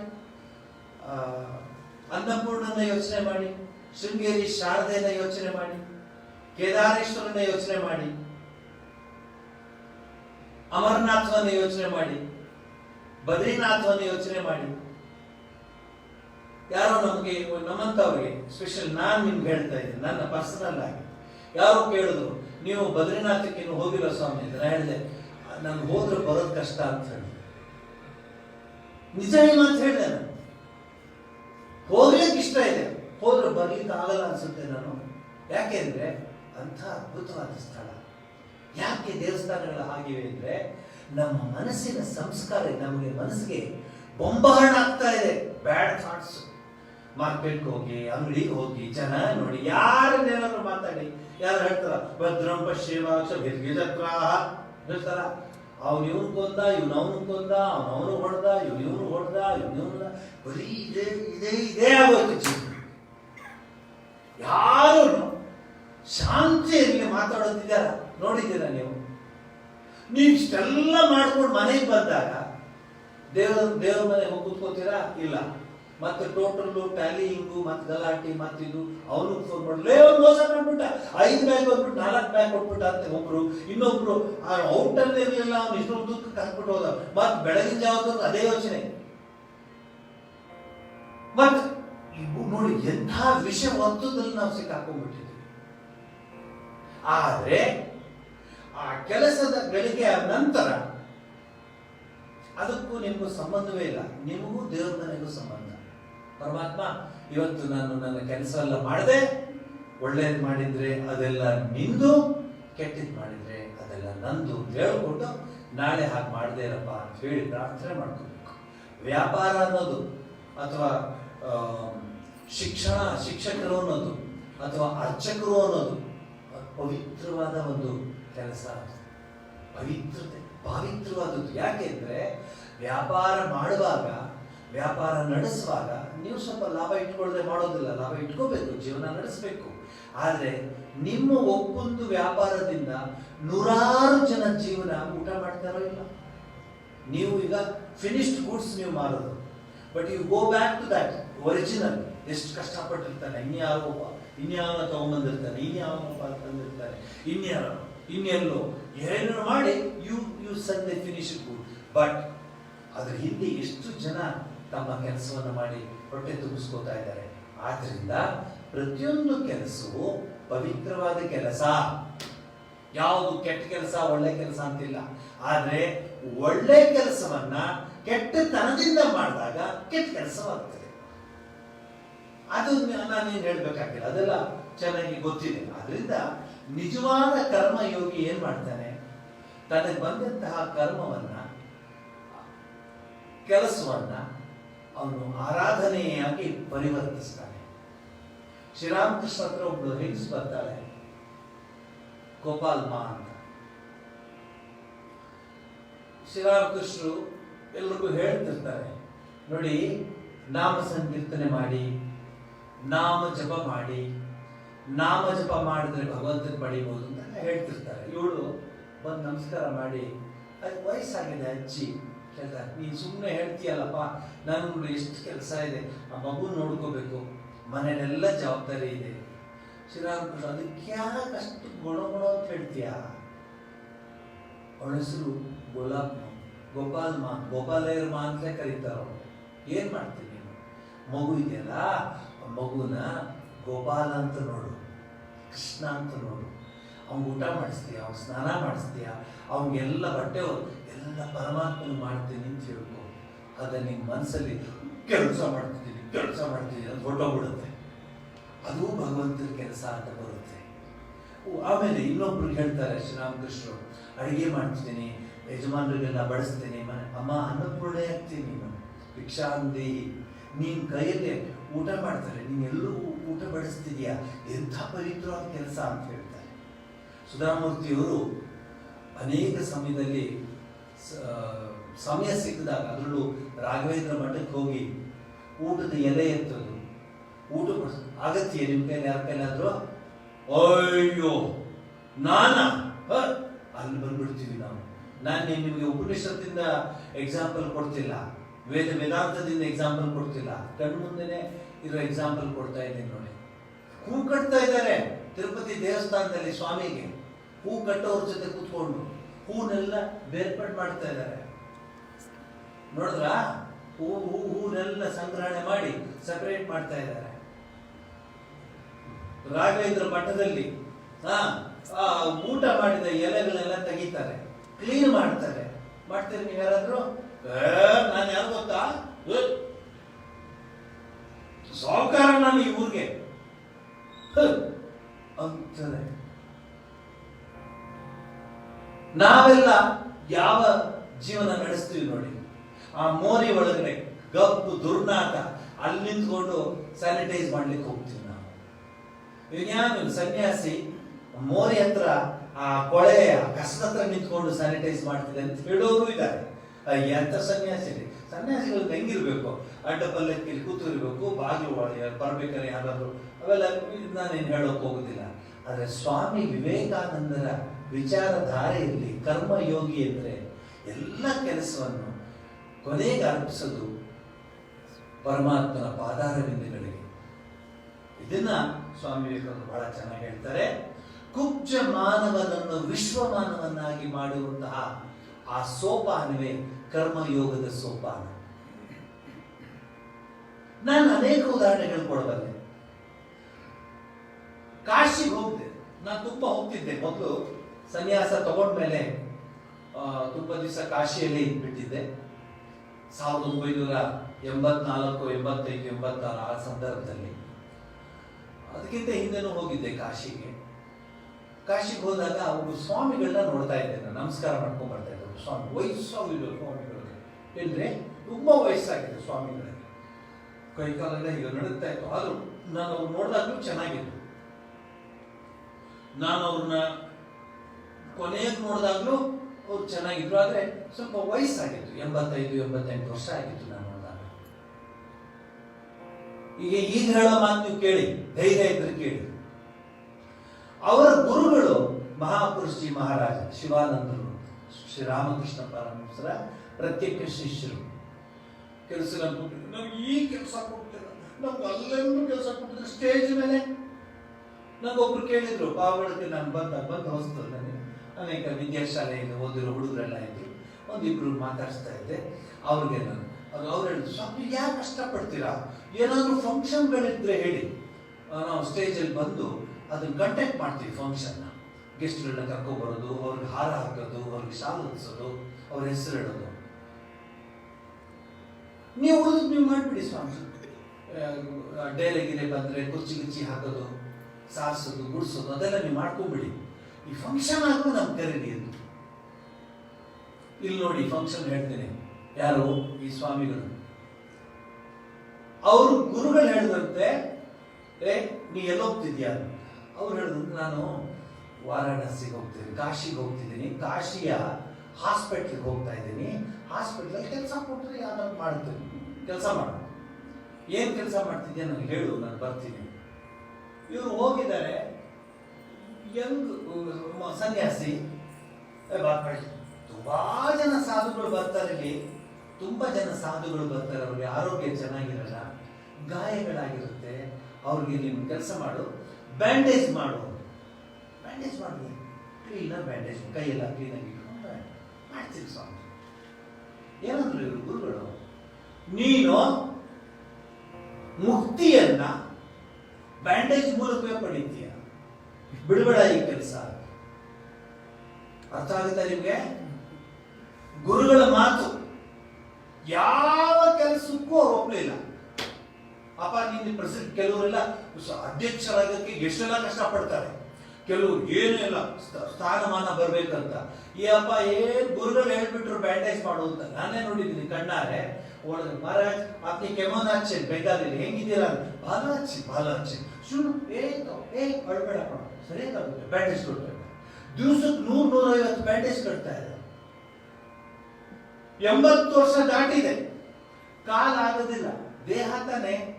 ಅವ್ನಿಗೆ ಹೇಳ್ತಾನೆ ನನ್ನನ್ನ ವೀಲ್ ಚೇರ್ ಕರ್ಕೊಂಡು ಹೋಗು, ವೀಲ್ ಚೇರ್ ಕರ್ಕೊಂಡು ಹೋಗಿ ಬ್ಯಾಂಡೇಜ್ ಮಾಡಿದ್ರು, ಕೆಲಸಕ್ಕೆ ಬಿಡು ಅಂತ. ನೋಡಿದ್ರೆ ಇದು ಕರ್ಮಯೋಗದ ಒಳ್ಳೆ ಉದಾಹರಣೆ ನಿಮ್ಗೆ ಕೊಡ್ತಾ ಇದೆ. ಇದಕ್ಕಿಂತ ಬೇಕಾ? ಇನ್ನೂ ಒಂದು ಕೊಡ್ತೀವಿ ತಗೊಳ್ಳಿ, ಇದು ಅದಕ್ಕಿಂತ ಇನ್ನೂ ಸ್ವಲ್ಪ ಚೆನ್ನಾಗಿದೆ. ಬೇಲೂರು ಮಠ, ನಮ್ಮ ರಾಮಕೃಷ್ಣ ಮಠದ ಹೆಡ್ ಕ್ವಾರ್ಟರ್ಸ್ ಅಲ್ಲಿ ಒಬ್ರು ಸ್ವಾಮಿಗಳು ತುಂಬಾ ವಯಸ್ಸಾಗಿದೆ, ಹೂ ಬಿಟ್ಟು ಇಟ್ಕೊಳ್ಳೋದು, ದಿವಸ ಹೂ ಕಿತ್ಕೊಂಡ್ಬರೋದು ದೇವ್ರಿಗೆ. ನಾನು ಅವ್ರಿಗೆ ಹೇಳಿದೆ, ಏನು ಈ ಸ್ವಾಮಿಗಳು ಬೇರೆ ಏನು ಕೆಲಸ ಮಾಡೋದು ಇಲ್ಲ, ಅವರು ಸದಾ ದೇವ್ರ ಹೂ ಕಿಳ್ತಾನೆ ಇದ್ದಾರೆ. ಬೆಳಗ್ಗೆ ಕೇಳ್ತಾರೆ, ಮತ್ತೆ ಸಂಜೆ, ಮತ್ತೆ ಬೆಳಗ್ಗೆ ಪೂಜೆಗೆ, ಮತ್ತೆ ಪೂಜೆ ಹೂ ಜೋಡಿಸ್ತಾರೆ. ಎಷ್ಟು ವರ್ಷದಿಂದ ಮಾಡ್ತಿರ್ಬೋದು? 50 ವರ್ಷ ಆಗಿರ್ಬೋದು, ಮಾಡ್ತಾ ಇದ್ದಾರೆ ಕೆಲಸ. ನಾವು ಜನ ಇದೇನೇ ಕೆಲಸ, ನನ್ನ ಹಣೆ ಬರ, ನಾನೇ ಸಾಯ್ಬೇಕು ಅಂತ ಮಾತಾಡ್ತಾರೆ ಜನ. ನೀನೇ ಸಾಯಲ್ಲ, ಇನ್ನೊಬ್ರು ಸಾಯಕ್ಕಾಗಲ್ಲ, ನೀನು ಸಾಯಬೇಕು, ನೀನೇ ಸಾಯ ಜನ ಕೆಲಸ ಮಾಡೋದು. ಹೂ ಕೀಳಕ್ಕೆ ಅವ್ರ ಗುರುಗಳು ಹೇಳಿದ್ರಂತೆ, ನೀನ್ ಜೀವನ ಪರ್ಯಂತ ಹೂ ಕೀಳ್ತಾ ಇರೋ, ನಿನಗಿದು ಮುಕ್ತಿ ಮಾರ್ಗ. ಕೇಳಿಸ್ತೀವಿ? ಅರ್ಥವಾಗುತ್ತೆ ನಿಮಗೆ? ಕರ್ಮಯೋಗದ ಬಗ್ಗೆ ಮಾತಾಡಕ್ಕೆ ನನಗೆ ಹೇಳ್ತಾ ಇದ್ದೀರಾ ನೋಡಿ. ಹೂ ಕೀಳ್ತಿದ್ದಾರೆ, ಹೂ ಕೀಳ್ತಾ ಇರ್ತಾರೆ ದಿವಸ, ಮಳೆ ಬರಲಿ, ಬಿಸಿಲು ಬರಲಿ, ಗಾಳಿ ಬರಲಿ, ಅವ್ರ ಜೊತೆ. ಅದು ನಿಜವಾದ ಕರ್ಮಯೋಗ. ಆಸೆ ಇಲ್ಲ, ನನಗೆ ಕೊಟ್ಟಿದ್ದು ಡ್ಯೂಟಿ ಇದು ಪರಮಾತ್ಮ. Okay, I have accepted it. I will convert this karma into worship, work as worship. ಇದು ನೀವೇನಾದ್ರೂ ರಾಮಕೃಷ್ಣ ಮಠದ ಆದರೆ ನನ್ನಂತ ಸನ್ಯಾಸಿಗಳ ಕೆಲಸ ನೋಡಿದಾಗ ನಮ್ಮ ಆಂತರ್ಯದಲ್ಲಿ ಇದು ಕೆಲಸ ಆಗ್ತಿರುತ್ತೆ. ಅದಕ್ಕೆ ನಾವು ಕೆಲಸ ಮಾಡ್ತೇವೆ. ನಮ್ಮ ಆಂತರ್ಯದಲ್ಲಿ ಅಯ್ಯೋ ಕಸ ಬಿಡೋಣ, ಸ್ವಾಮಿಗಳಂತವ್ರು ಕಸ ಗುಡಿಸ್ತಾ ಇರೋರು, ಅಲ್ಲಿ ನೋಡಿ ಔಷಧಿ ಹೊಡಿತಿದ್ದಾರೆ. ಆ ಮೋರಿ ಹತ್ರ ಅವ್ರಿಗೆ ಯಾಕಪ್ಪ, ಅವನಿಲ್ವಾ, ಅವ್ನು ಪೌರ ಕಾರ್ಮಿಕ ಅಂತಿಲ್ವಾ ಅಂತ ಹೇಳುವುದು. ನಾನೊಂದು ಪೇಪರಲ್ಲಿ ನೋಡಿದೆ, ಸ್ವಾಮಿ ಜಪಾನಂದಜಿಯವರು ಪೌರ ಕಾರ್ಮಿಕರಂತೆ ಕೆಲಸ ಮಾಡ್ತಿದ್ದಾರೆ ಅಂತ. ನನಗೇನು ಬೇಜಾರಿಲ್ಲ, ಕೆಲಸ ಅದು ಪರಮಾತ್ಮನ ಕೆಲಸ. ಒಬ್ರು ಸ್ವಾಮೀಜಿ ಇದ್ರು ಮಡ್ರಾಸಲ್ಲಿ, ಅದನ್ನು ಆರಂಭ ಮಾಡಿದರೆ ಅವರು ಸ್ವಾಮಿ ರಾಮಕೃಷ್ಣಾನಂದ ಅಂತ ಅವರ ಹೆಸರು. ರಾಮಕೃಷ್ಣರಿಗೆ ಅಷ್ಟು ಪ್ರೀತಿ ಅವರಿಗೆ, ಅದಕ್ಕೆ ಆ ಹೆಸರು ತಗೊಂಡು. ಸೇವೆ ಅಂದ್ರೆ ನಾವೆಂತ ಸೇವೆ ಮಾಡ್ತೀವಿ, ನಾವೆಂತ ಸೇವೆ ಮಾಡೋಣ. ನೀವು ಆ ಸೇವೆ ಕೆಲಸ ಏನ್ ಬಂತು ಅವ್ರಿಗೆ? ಪೂಜೆಯ ಕೆಲಸ ಬಂತು. ಶ್ರೀರಾಮಕೃಷ್ಣ ಪೂಜೆ ಮಾಡೋ ಕೆಲಸ. ಅಧ್ಯಕ್ಷರು ಅವರೇ, ಪೂಜಾರಿನೂ ಅವರೇ, ಕ್ಲೀನರು ಅವರೇ, ಕುಕ್ಕು ಅವರೇ, ಸ್ಪೀಕರು ಅವರೇ, ಎಲ್ಲ ಅವರೇ, ಒಬ್ಬರೇ. ಒಂದು ದಿವಸ ಮಳೆ ಬಂದಿದೆ, ಮಲ್ಕೊಂಡಿದ್ದಾರೆ ಸ್ವಾಮಿಗಳ ರೂಮಲ್ಲಿ. ಯಾಕ ಬಂದ್ಬಿಡ್ತು ಅವ್ರಿಗೆ, ಮಳೆ ಬರ್ತಾ ಇದೆ. ಅದು ಮಡ್ರಾಸಲ್ಲಿ ಮಳೆ ಅಂದ್ರೆ ಗೊತ್ತಲ್ಲ, Mylapore is near to sea shore. ಎದ್ಬಿಟ್ಟು ಆ ದೇವ್ರನ್ನ ಮಲಗಿಸಿರ್ತಾರಲ್ಲ, ಶಯನಾಗೃಹ, ಆ ಶಯನೋತ್ಸವ ನಡೀತದೆ, ಅಲ್ಲೂ ನೋಡ್ತಾರೆ ಒಂದೊಂದು ದೊಡ್ಡ ನೀರು ಬಿಡ್ತಾ ಇದೆ ರಾಮಕೃಷ್ಣರ ಫೋಟೋ ಮೇಲೆ. ಏನ್ ಮಾಡಿದ್ರು? ಛತ್ರಿ ತಗೊಂಡ್ರು. ಮಳೆ ನಿಲ್ಲವರೆಗೆ ಬೆಳಗಿನ ಜಾವದವ್ರು ನಿಂತ್ಕೊಂಡಿದ್ರು. ನಾವು ನೀವು ಅದರ ಫೋಟೋ ಎತ್ಬಿಡ್ತಿದ್ದ ಅಲ್ಲಿಂದ. ಅಷ್ಟೇ ನಮಗೂ ಅವ್ರಿಗೂ ವ್ಯತ್ಯಾಸ ಇಲ್ವಾ? ಅವ್ರ ಭಾವನೆ ಏನು? ಆ ಛಾಯೆಯಲ್ಲಿ ಕಾಯವನ್ನು ನೋಡ್ತಾರೆ. ಛಾಯ ಕಾಯ ಪದಗಳು ನೋಡಿ ಹೇಗಿದೆ. ನಾವು ಕಾಯದಲ್ಲೂ ಛಾಯೆ ನೋಡೋದು.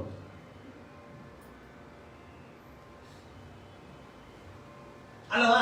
ನೀವೇ ಯೋಚನೆ ಮಾಡಿ ಅಲ್ವಾ? ಫೋಟೋ ತಂದು ಪಕ್ಕಕ್ಕೆ ಇಟ್ಟಿದ್ರೆ ಆಗೋದು. ಮಲಗಿದ್ದಾರೆ ಗುರು ಮಹಾರಾಜರು, ಶ್ರೀರಾಮಕೃಷ್ಣ ಪರಮಹಂಸರು ಮಲಗಿದ್ದಾರೆ. ಮಳೆ ಬರ್ತಾ ಇದೆಯಲ್ಲ, ಇದು ರೀ ನಿಜವಾದ ಕರ್ಮ ಯೋಗ ಅಂದರೆ ಇದು. ನೀವು ಇಷ್ಟಿಷ್ಟು ಪುಸ್ತಕ, ಇಷ್ಟಿಷ್ಟು ಮಂತ್ರಗಳು, ಶ್ಲೋಕಗಳು ಏನು ಲೆಕ್ಕಕ್ಕೆ ಬರೋದಿಲ್ಲ. ಅನುಷ್ಠಾನ ರೂಪ, ಪ್ರಾಕ್ಟಿಕಲ್ ವೇದಾಂತ. ವೇದಾಂತ ಇನ್ ಪ್ರಾಕ್ಟಿಕಲ್, ಅದನ್ನ ಸ್ವಾಮಿ ವಿವೇಕಾನಂದ ಹೇಳ್ತಾರೆ, ಅನುಷ್ಠಾನ ವೇದಾಂತ. ಅಲ್ಲಿ ಇನ್ನೊಂದಾಯ್ತು, ಅದನ್ನು ಜ್ಞಾಪಿಸ್ತೀನಿ ನಿಮಗೆ. ಯಾಕೆ ಎಲ್ಲರೂ ಹೇಳ್ತಾರೆ, ನೀವು ಬಿಡಿ ಸ್ವಾಮೀಜಿ, ನೀವು ಮಾಡ್ತೀರ. ನೀನು ಮಾಡಬಲ್ಲೆ, ನಿನಗೆ ಆ ಭಾವನೆ ಬಂದ್ಬಿಟ್ಟಿದೆ, ನಾನು ಹೀಗೆ ಅವ್ರು ಹಾಗೆ. ನೀನು ನಮಗಿಷ್ಟು ಚೆನ್ನಾಗಿ ಮಾಡಬಲ್ಲೆ, ಆದ್ರೆ ನಿನ್ನ ಮನಸ್ಸು, ಸಂಕುಚಿತ ಮನಸ್ಸನ್ನ ತೆಗೀಕ ಆಗ್ತಾ ಇಲ್ಲ ನಿಮಗೆ. ಇವರು ರಾಮಕೃಷ್ಣಾನಂದರು ಒಂದು ದಿವಸ ಅಲ್ಲಿ ಹೋದ್ರು, ದೇವಸ್ಥಾನಕ್ಕೆ ಹೋದ್ರು. ಬೆಳಗ್ಗೆ ಪೂಜೆ ಎಲ್ಲ ಮಾಡಿದ್ರು. ಸಾಯಂಕಾಲ ನೈವೇದ್ಯಕ್ಕೆ ಏನೂ ಇಲ್ಲ. ರಾತ್ರಿ ನೈವೇದ್ಯಕ್ಕೆ ಆಶ್ರಮದಲ್ಲಿ ಏನೇನೂ ಇಲ್ಲ.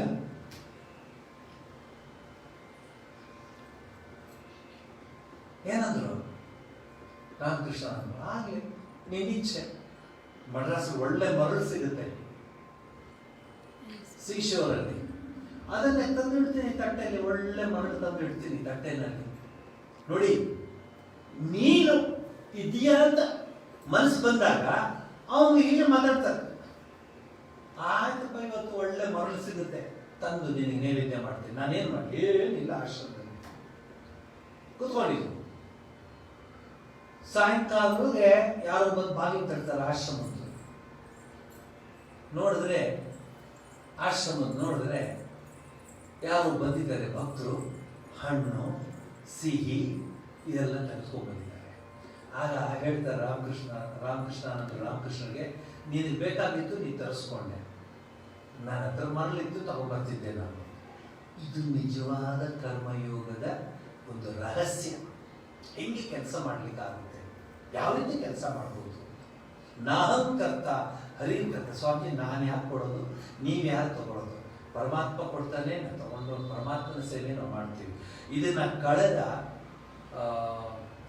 ಹೆಚ್ಚು ಕಡಿಮೆ 40 ವರ್ಷ, 42 ವರ್ಷ ಈ ಕೆಲಸ ಮಾಡ್ಕೊಂಡು ನಾವು ಬರ್ತಿದ್ದೀವಲ್ಲ. ನಮಗೆ ಗೊತ್ತು ಕೆಲಸ ಅಂದ್ರೆ ಏನು, ನಮಗೆ ಗೊತ್ತು ಕೆಲಸದ ಹಿನ್ನೆಲೆ ಏನು, ಕರ್ಮ ರಹಸ್ಯ. ಯಾಕೆಂದ್ರೆ ಇದು ನಮ್ಮ ಜೀವನ ಧರ್ಮ. ಇದು ನಾವು ಆಶ್ರಮದಲ್ಲಿ ಕೆಲಸ ನಾವು ಶುರು ಮಾಡಿದಾಗ ಪದೇ ನಿಮ್ಗೆ ಹೇಳ್ತಾ ಇರ್ತೇನೆ. ನಾನು ಸೋಮನಾಥ ಅಂದರು, ನಾನು ಬಂದೆ, ಆಗ ಕಾಲೇಜ್ ಹೋಗ್ತಾ ಇದ್ದೆ, ಕಾಲೇಜಿಂದ ಬಂದೆ. ಏನು ಬಂದಿದ್ದು? ಏನಿಲ್ಲ ಸ್ವಾಮೀಜಿ, ಆಶ್ರಮಕ್ಕೆ ಸೇರ್ಬೇಕಂತಿದ್ದೀನಿ. ನಾನು ಇದು ವಾಲಂಟಿಯರ್ ಆಗಿ ಬರ್ತಾನೆ ಇದ್ದೆ, ಇಲ್ಲೇ ಇದ್ದೆ, ಈಗ ಒಳಗೆ ಸೇರ್ಕೊಂಡ್ಬಿಡ್ತು. ಸೇರ್ಕೋದಕ್ಕೆ ಬಾ. ಆಮೇಲೆ ನೆಕ್ಸ್ಟ್ ಡೇ ಬೆಳಗ್ಗೆ ನಾನು ನೋಡು ಕೆಲಸ ಏನು ಅಂತ ಹೇಳ್ತೀನಿ. ಕಾಲೇಜ್ ಹೋಗ್ತಿದ್ದೆ ನಾನು, ಶಾರದಾ ವಿಲಾಸ್ ಕಾಲೇಜ್.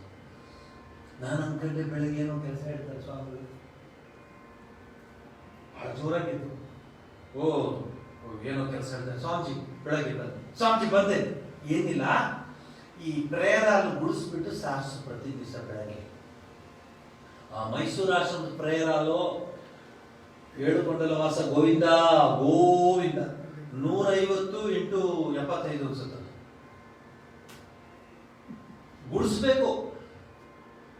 ಗುಡಿಸ್ಬಿಟ್ಟು ಸಾರಿಸ್ಬೇಕು. ಸಾಕಾ? ನೆಕ್ಸ್ಟ್ ಅದಾದ್ಮೇಲೆ ಇದಿದೆ ನೋಡು, ಕಾಂಪೌಂಡ್ ಅಲ್ಲಿ ಆ ಬೇಲಿ, ಅದಕ್ಕೆಲ್ಲ ನೀರು ಹಾಕ್ಬಿಡು ಗಿಡಗಳಿಗೆ. ಆಗಲಿ ಸ್ವಾಮೀಜಿ, ಒಂದು ಮಾತಾಡಿಲ್ಲ. ಇವತ್ತಿಲ್ಲ ಕೂತ್ಕೊಂಡಿದ್ದೀನಿ ಆ ಪರಮಾತ್ಮನ ಅಂತ ಮಹಾಪುರುಷರ ಆಶೀರ್ವಾದದಿಂದ. ಕಾಲೇಜ್ ಹೋಗ್ತಾ ಇದ್ದೀನಿ ನಾನು, ನೀರು ಹಾಕೋತೀರಾ, ಇದು ಕಸ ಗುಡಿಸು ಸಾರಿಸು ಅಂತೀರಾ, ಏನೇ ಇಲ್ಲ. ಎತ್ ಕರೋಮಿ ತತ್ತದಖಿಲಂ ಶಂಭೋ. ಗುರು ಮಹಾರಾಜ ಕೆಲಸ ಇದು, ಮಾಡ್ತೀವಿ. ಗುರು ಮಹಾರಾಜ ತಾನೇ ಇದು ಮಾಡ್ತೀವಿ. ನಾವೆಲ್ಲ ಅನ್ಕೊಳ್ಳೋದೇನು ಗೊತ್ತಾ, ಹೂ ತಗೊಂಡು ದೇವರ ಹತ್ರ ಇಟ್ರೇನೆ ಪೂಜೆ ನಮ್ಮ ಭಾವನೆ ಅಲ್ವೇ? ಆಮೇಲೆ ಆ ಪೂಜಾರಿ ಹೇಳ್ತಾರೆ, ಎಷ್ಟು ಸ್ವಾಮಿ ಆ ಹೂ ನಾ ತಂದಿದ್ದು, ನಾನು ತೊಲೆ ಮೇಲೆ ಇಡಿ. ಇವ್ ತಲೆನೇ ಇಲ್ಲ. ದೇವ್ರಿಗೆ ಪಾದದಲ್ಲಿ ಇಟ್ರೇನು, ತಲೆಯಲ್ಲಿ ಇಟ್ರೇನು, ಪರಮಾತ್ಮನೇ. ಎಷ್ಟೋ ಜನ ನಾವು ನೋಡಿದ್ದೀವಿ. ಎಲ್ಲಿ ನಿಮಗೆ ಆ ಸಂಕುಚಿತ ಭಾವನೆ ಇರುತ್ತೋ ಅಲ್ಲಿ ನೀವು ಬೆಳೆಯಕ್ಕಾಗಲ್ಲ. ಸಂಕುಚಿತ ಭಾವನೆ ತೆಗೆದು ಬಿಡಿ, ಬೆಳೀತೀರ. ಮೈಸೂರು ರಾಮಕೃಷ್ಣ ಆಶ್ರಮದ ಬಾತ್ರೂಮ್ಗಳು ನಾವು ಕ್ಲೀನ್ ಮಾಡ್ತಿದ್ವು. ಅಲ್ಲಿ ಆಗಿನ ಆಶ್ರಮ ತಿಂಗಳಿಗೆ ಈ ಕಾಣಿಕೆ ಡಬ್ಬ ಇರ್ತಿತ್ತು. ಸ್ವಾಮೀಜಿ ಎಣ್ಸೋಣ ಬಾ ಅನ್ನೋರು. ಆ ಪಾಪ ಸ್ವಾಮಿಗಳೇ ಕೂತ್ಕೊಳ್ಳೋರು ಎಣ್ಸಕ್ಕೆ. ಎಲ್ಲ ತೆಗೆದು ಎಲ್ಲ ಎಣಿಸೋದು ನಾವು. 2 ಬಾಕ್ಸ್ ಇರ್ತಿತ್ತು ಕಾಣಿಕೆ ಅಂತ. 2 ಬಾಕ್ಸ್ ಎಣಿಸಿದ್ರೆ ಅಬ್ಬಬ್ಬಾ ಅಂದ್ರೆ 120 ರೂಪಾಯಿ ಬರೋದು. ಅಲ್ಲ ಕಣೋ, ಎಲೆಕ್ಟ್ರಿಸಿಟಿಗೂ ಆಗೋಲ್ಲ ಇದು ಸ್ವಾಮೀಜಿ. ಎಷ್ಟು ಕಷ್ಟ. ತಣ್ಣೀರು ಸ್ನಾನ.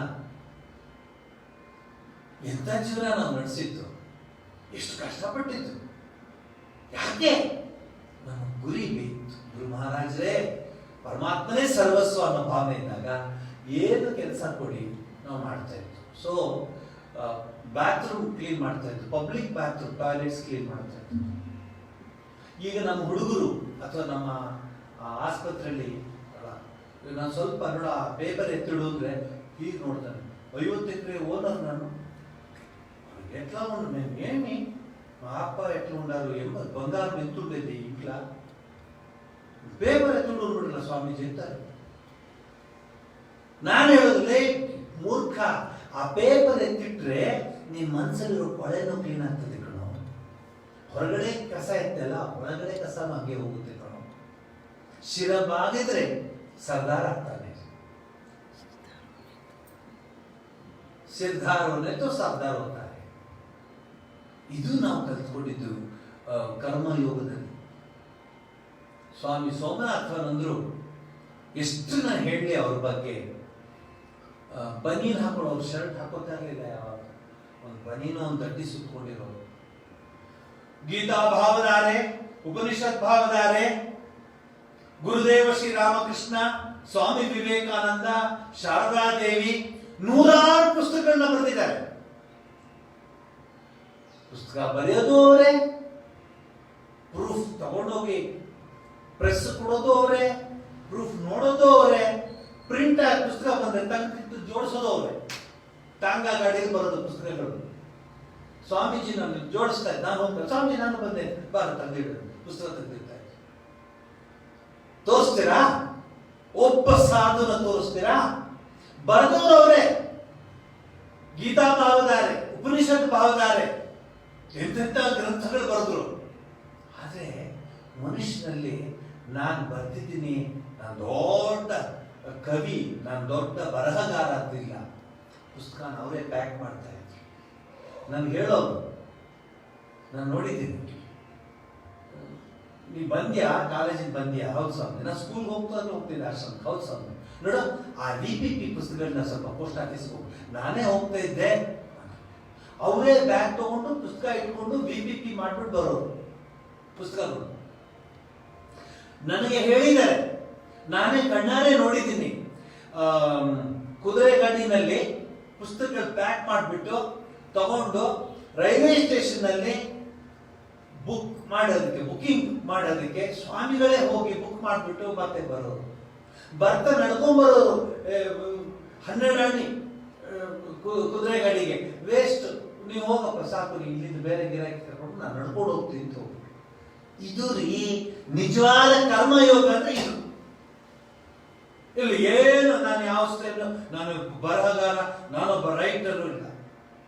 ಅದಕ್ಕೆ ಸ್ವಾಮಿ ವಿವೇಕಾನಂದರು ಬಹಳ ಚೆನ್ನಾಗಿ ಹೇಳ್ತಾರೆ, ಈ ಪ್ರಪಂಚಕ್ಕೆ ನಾವು ಚಿರಋಣಿಗಳೆಂಬುದನ್ನು, ಪ್ರಪಂಚ ನಮಗೇನು ಕೊಡತಕ್ಕುವುದಲ್ಲ ಎಂಬುದನ್ನು ನಾವು ನೆನಪಿಡಬೇಕು. ಈ ಪ್ರಪಂಚಕ್ಕೆ ನಾವು ಚಿರಋಣಿಯಾಗಿರ್ಬೇಕು. ಒಂದು ಅವಕಾಶ ಕೊಟ್ಟಿದೆ ಪ್ರಪಂಚ, ಆದರೆ ನನ್ನಿಂದ ಪ್ರಪಂಚ ಅಲ್ಲ. ನಾನು ಪ್ರಪಂಚಕ್ಕೇನು ಮಾಡ್ಲಿಕ್ಕೆ ಆಗೋದಿಲ್ಲ. ಪ್ರಪಂಚಕ್ಕೆ ನಾವೇನಾದ್ರೂ ಸಹಾಯ ಮಾಡುವ ಅವಕಾಶ ದೊರಕುವುದೇ ಆದರೆ ನಮ್ಮೆಲ್ಲರಿಗೂ ಪ್ರಾಪ್ತವಾದ ದೊಡ್ಡದೊಂದು ವಿಶೇಷಾಧಿಕಾರ. ಪ್ರಪಂಚಕ್ಕೆ ನಾವು ಸಹಾಯ ಮಾಡೋದ್ರಿಂದ ಯಥಾರ್ಥವಾಗಿ ನಮಗೆ ನಾವೇ ಸಹಾಯ ಮಾಡಿಕೊಳ್ಳುತ್ತೇವೆ. ನಾವೇನು ಒಳ್ಳೆ ಕೆಲಸ ಮಾಡ್ತೀವೋ ಅದು ನಮಗೆ ಅದು ಒಳ್ಳೆಯದಾಗುತ್ತದೆ. ವಿಶ್ವದಲ್ಲಿ ಈಶ್ವರನೊಬ್ಬ ಇದ್ದಾನೆ. ನಾವು ಜ್ಞಾಪಕ ಇಟ್ಕೊಳ್ಳುವಂತ ಎರಡನೇ ವಿಚಾರ. ಮೊದಲನೇ ವಿಚಾರ, ಈ ಪ್ರಪಂಚಕ್ಕೆ ನಾವು ಚಿರಋಣಿಯಾಗಿರ್ತೀವಿ. ಅದನ್ನ ಬೇರೆ ಬೇರೆ ಸ್ಪೆಕ್ಟರ್ ಅಲ್ಲಿ ಅಥವಾ ಬೇರೆ ಆಂಗಲ್ ಅಲ್ಲಿ ನೋಡಿದ್ರೆ ಗೊತ್ತಾಗುತ್ತೆ. ಸ್ಪೆಕ್ಟ್ರಮ್ ಅಲ್ಲಿ ನೋಡಿದ್ರೆ, ಆಂಗಲ್ ಅಲ್ಲಿ ನೋಡಿದ್ರೆ ಗೊತ್ತಾಗುತ್ತೆ. ಇಡೀ ಪ್ರಪಂಚವನ್ನು ನಾವು ಹೇಗೆ ಮ್ಯಾನೇಜ್ ಮಾಡಬೇಕು. ಸಸ್ಯ ರಾಶಿಗಳಿದೆ, ಪಶುಗಳಿದೆ, ಪ್ರಾಣಿಗಳಿದೆ. ನಾವು ಹೇಗೆ ವ್ಯವಹರಿಸ್ತೀವಿ. ಸ್ವಾರ್ಥಕ್ಕೆ ಎಲ್ಲ ಹಾಳು ಮಾಡಿಬಿಟ್ರು ನಾವು. ಎಲ್ಲ ಕಾಡುಗಳನ್ನು ನಾಶ ಮಾಡೋದು, ಎಲ್ಲ ನದಿಗಳನ್ನು ನಾಶ ಮಾಡೋದು, ಇದೆಲ್ಲ ನೋಡಿ ನಾವು ವಾಪಸ್ ಬರ್ತಾ ಇದೆ. ಅದರಿಂದ ಪ್ರಪಂಚಕ್ಕೆ ನಾವು ಚಿರಋಣಿಯಾಗಿರ್ಬೇಕಂದ್ರೆ ಪ್ರಪಂಚಕ್ಕೆ ನಾವು ಕೊಡಬೇಕಾದ್ರೂ ಪ್ರಪಂಚ ಸದಾ ಈ ಪ್ರಕೃತಿ ನಮ್ಗೆ ಕೊಡ್ತಾ ಇರುತ್ತೆ. The great secret of true success, of true happiness then is this: the man who asks for no return. The perfectly unselfish man is the most successful. ಈ ಮಾತು ಹೇಳಿ ಇವತ್ತಿನ ಈ ವಿಚಾರಕ್ಕೆ ಇಲ್ಲಿ ವಿರಾಮ ಕೊಡ್ತೀನಿ. Most successful man. ನಾ ಇದು ಕೊಟ್ರೆ ಅದು ಕೊಡು, ಅದು ಕೊಟ್ರೆ ಇದು ಕೊಡು. ದೇವರ ಹತ್ರನೂ ವ್ಯಾಪಾರ, ಜನರ ಹತ್ರನೂ ವ್ಯಾಪಾರ, ಎಲ್ಲರ ಹತ್ರನೂ ವ್ಯಾಪಾರವೇ ನಮ್ದು. Barter system. ಇದು ಕೊಟ್ರೆ ಅದು ಕೊಡು, ಅದು ಕೊಟ್ರೆ ಇದು ಕೊಡು. ಯಾವ್ದಾದ್ರು ಹಸು ಹೇಳಿದ್ಯಾ,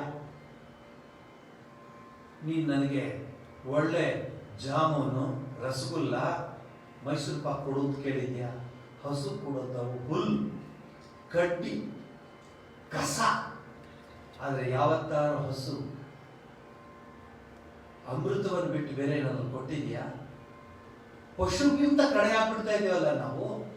ನೋಡಿ ನೋಡಿ, ನೀವೇ ನೋಡಿ ನೋಡಿ, ಎಷ್ಟು ಏನೇನು ತಿನ್ನತ್ತೆ.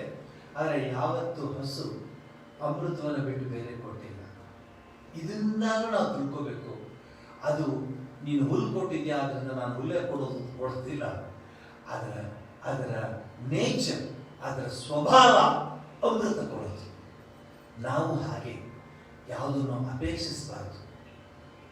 ಯಾವುದನ್ನು ಅಪೇಕ್ಷಿಸದೆ ಕೆಲಸ ಮಾಡೋದು. ಬಹಳ ಚೆನ್ನಾಗಿ ಹೇಳ್ತಾರೆ, the man who asks for no return, the perfectly unselfish man is the most successful ಅಂತ ಹೇಳ್ತಾರೆ ಸ್ವಾಮಿ ವಿವೇಕಾನಂದ.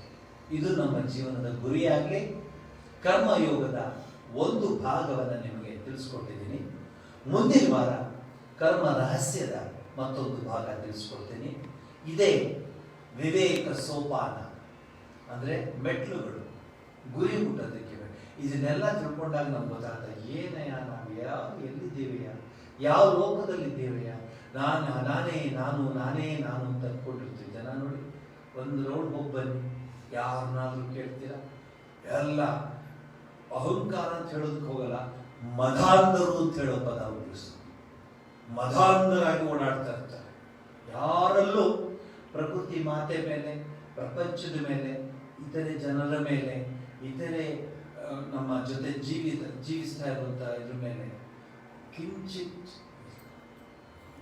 ಸ್ವಲ್ಪವೂ ಇರಲ್ಲ. ತಾನೇ ಬದುಕಬೇಕು, ತಾನೇ ಎಲ್ಲವನ್ನು ಅನುಭವಿಸಬೇಕು ಅನ್ನುವಂತಹ ಸ್ವಾರ್ಥಿಗಳ ಈ ಒಂದು ವಿಷ ವರ್ತುಲದಲ್ಲಿ ನಿಸ್ವಾರ್ಥಿಗಳು ಹೇಗಿರ್ಲಿಕ್ಕೆ ಸಾಧ್ಯ? ನಿಸ್ವಾರ್ಥಿಗಳು ಇರ್ಲಿಕ್ಕೆ ಸಾಧ್ಯವಾಗುತ್ತೆ. ಯಾಕೆಂದ್ರೆ ಅವರ ಜೀವನ ಹೊರಗಡೆಯ ಜೀವನದ ಮೇಲೆ ಅವಲಂಬಿತವಾಗಿಲ್ಲ. ಅವರ ಜೀವನ ಆಂತರ್ಯದ ಜೀವನದಲ್ಲಿ ಅವಲಂಬಿತವಾಗಿದೆ. ನೀವು ಸಾಧು ಸಂತರ ಅನೇಕ ಉಪನ್ಯಾಸಗಳನ್ನ ಕೇಳಿರ್ತೀರ. ಸಾಧು ಸಂತರು ಹೇಳೋದನ್ನ, ಅವರ ಮಾತಲ್ಲಿ ಅದನ್ನು ನೀವು ಕೇಳ್ತೀರ. ಆಂತರ್ಯದ ಜೀವನ ಅವ್ರು ನಡೆಸುವಾಗ ಬಾಹ್ಯದ ಜೀವನ ಬಗ್ಗೆ ಅವರಿಗೆ ಹೆಚ್ಚು ಯೋಚನೆ ಇರೋದಿಲ್ಲ, ಆಸೆ ಇರೋದಿಲ್ಲ. ಈ ರೀತಿ ನಾವು ಜೀವಿಸಿದ್ರೆ ನಿಜವಾದ ಅರ್ಥದಲ್ಲಿ ಕರ್ಮಯೋಗವನ್ನು ತಿಳ್ಕೊಂಡಂಗಾಗುತ್ತೆ ಅಂತ ಹೇಳಿ ಇಲ್ಲಿಗೆ ಮಂಗಳವನ್ನು ಹೇಳ್ತೀನಿ. ಓಂ ಸರ್ವಸ್ತರತು ದುರ್ಗಾಣಿ ಸರ್ವೋ ಭದ್ರಾಣಿ ಪಶ್ಯತು ಸರ್ವ ಸದ್ಬುದ್ಧಿಮಾಪ್ನೋತು ಸರ್ವತ್ರ ನಂದತು ಪ್ರಿಯತಾಂ ಪುಂಡರೀಕಾಕ್ಷಃ सर्वयज्ञेश्वरो हरिः तस्मिन् तुष्टे जगत्तुष्टं प्रीणिते प्रीणितं जगत् हरिः ओम तत्सत् श्रीरामकृष्णार्पणमस्तु।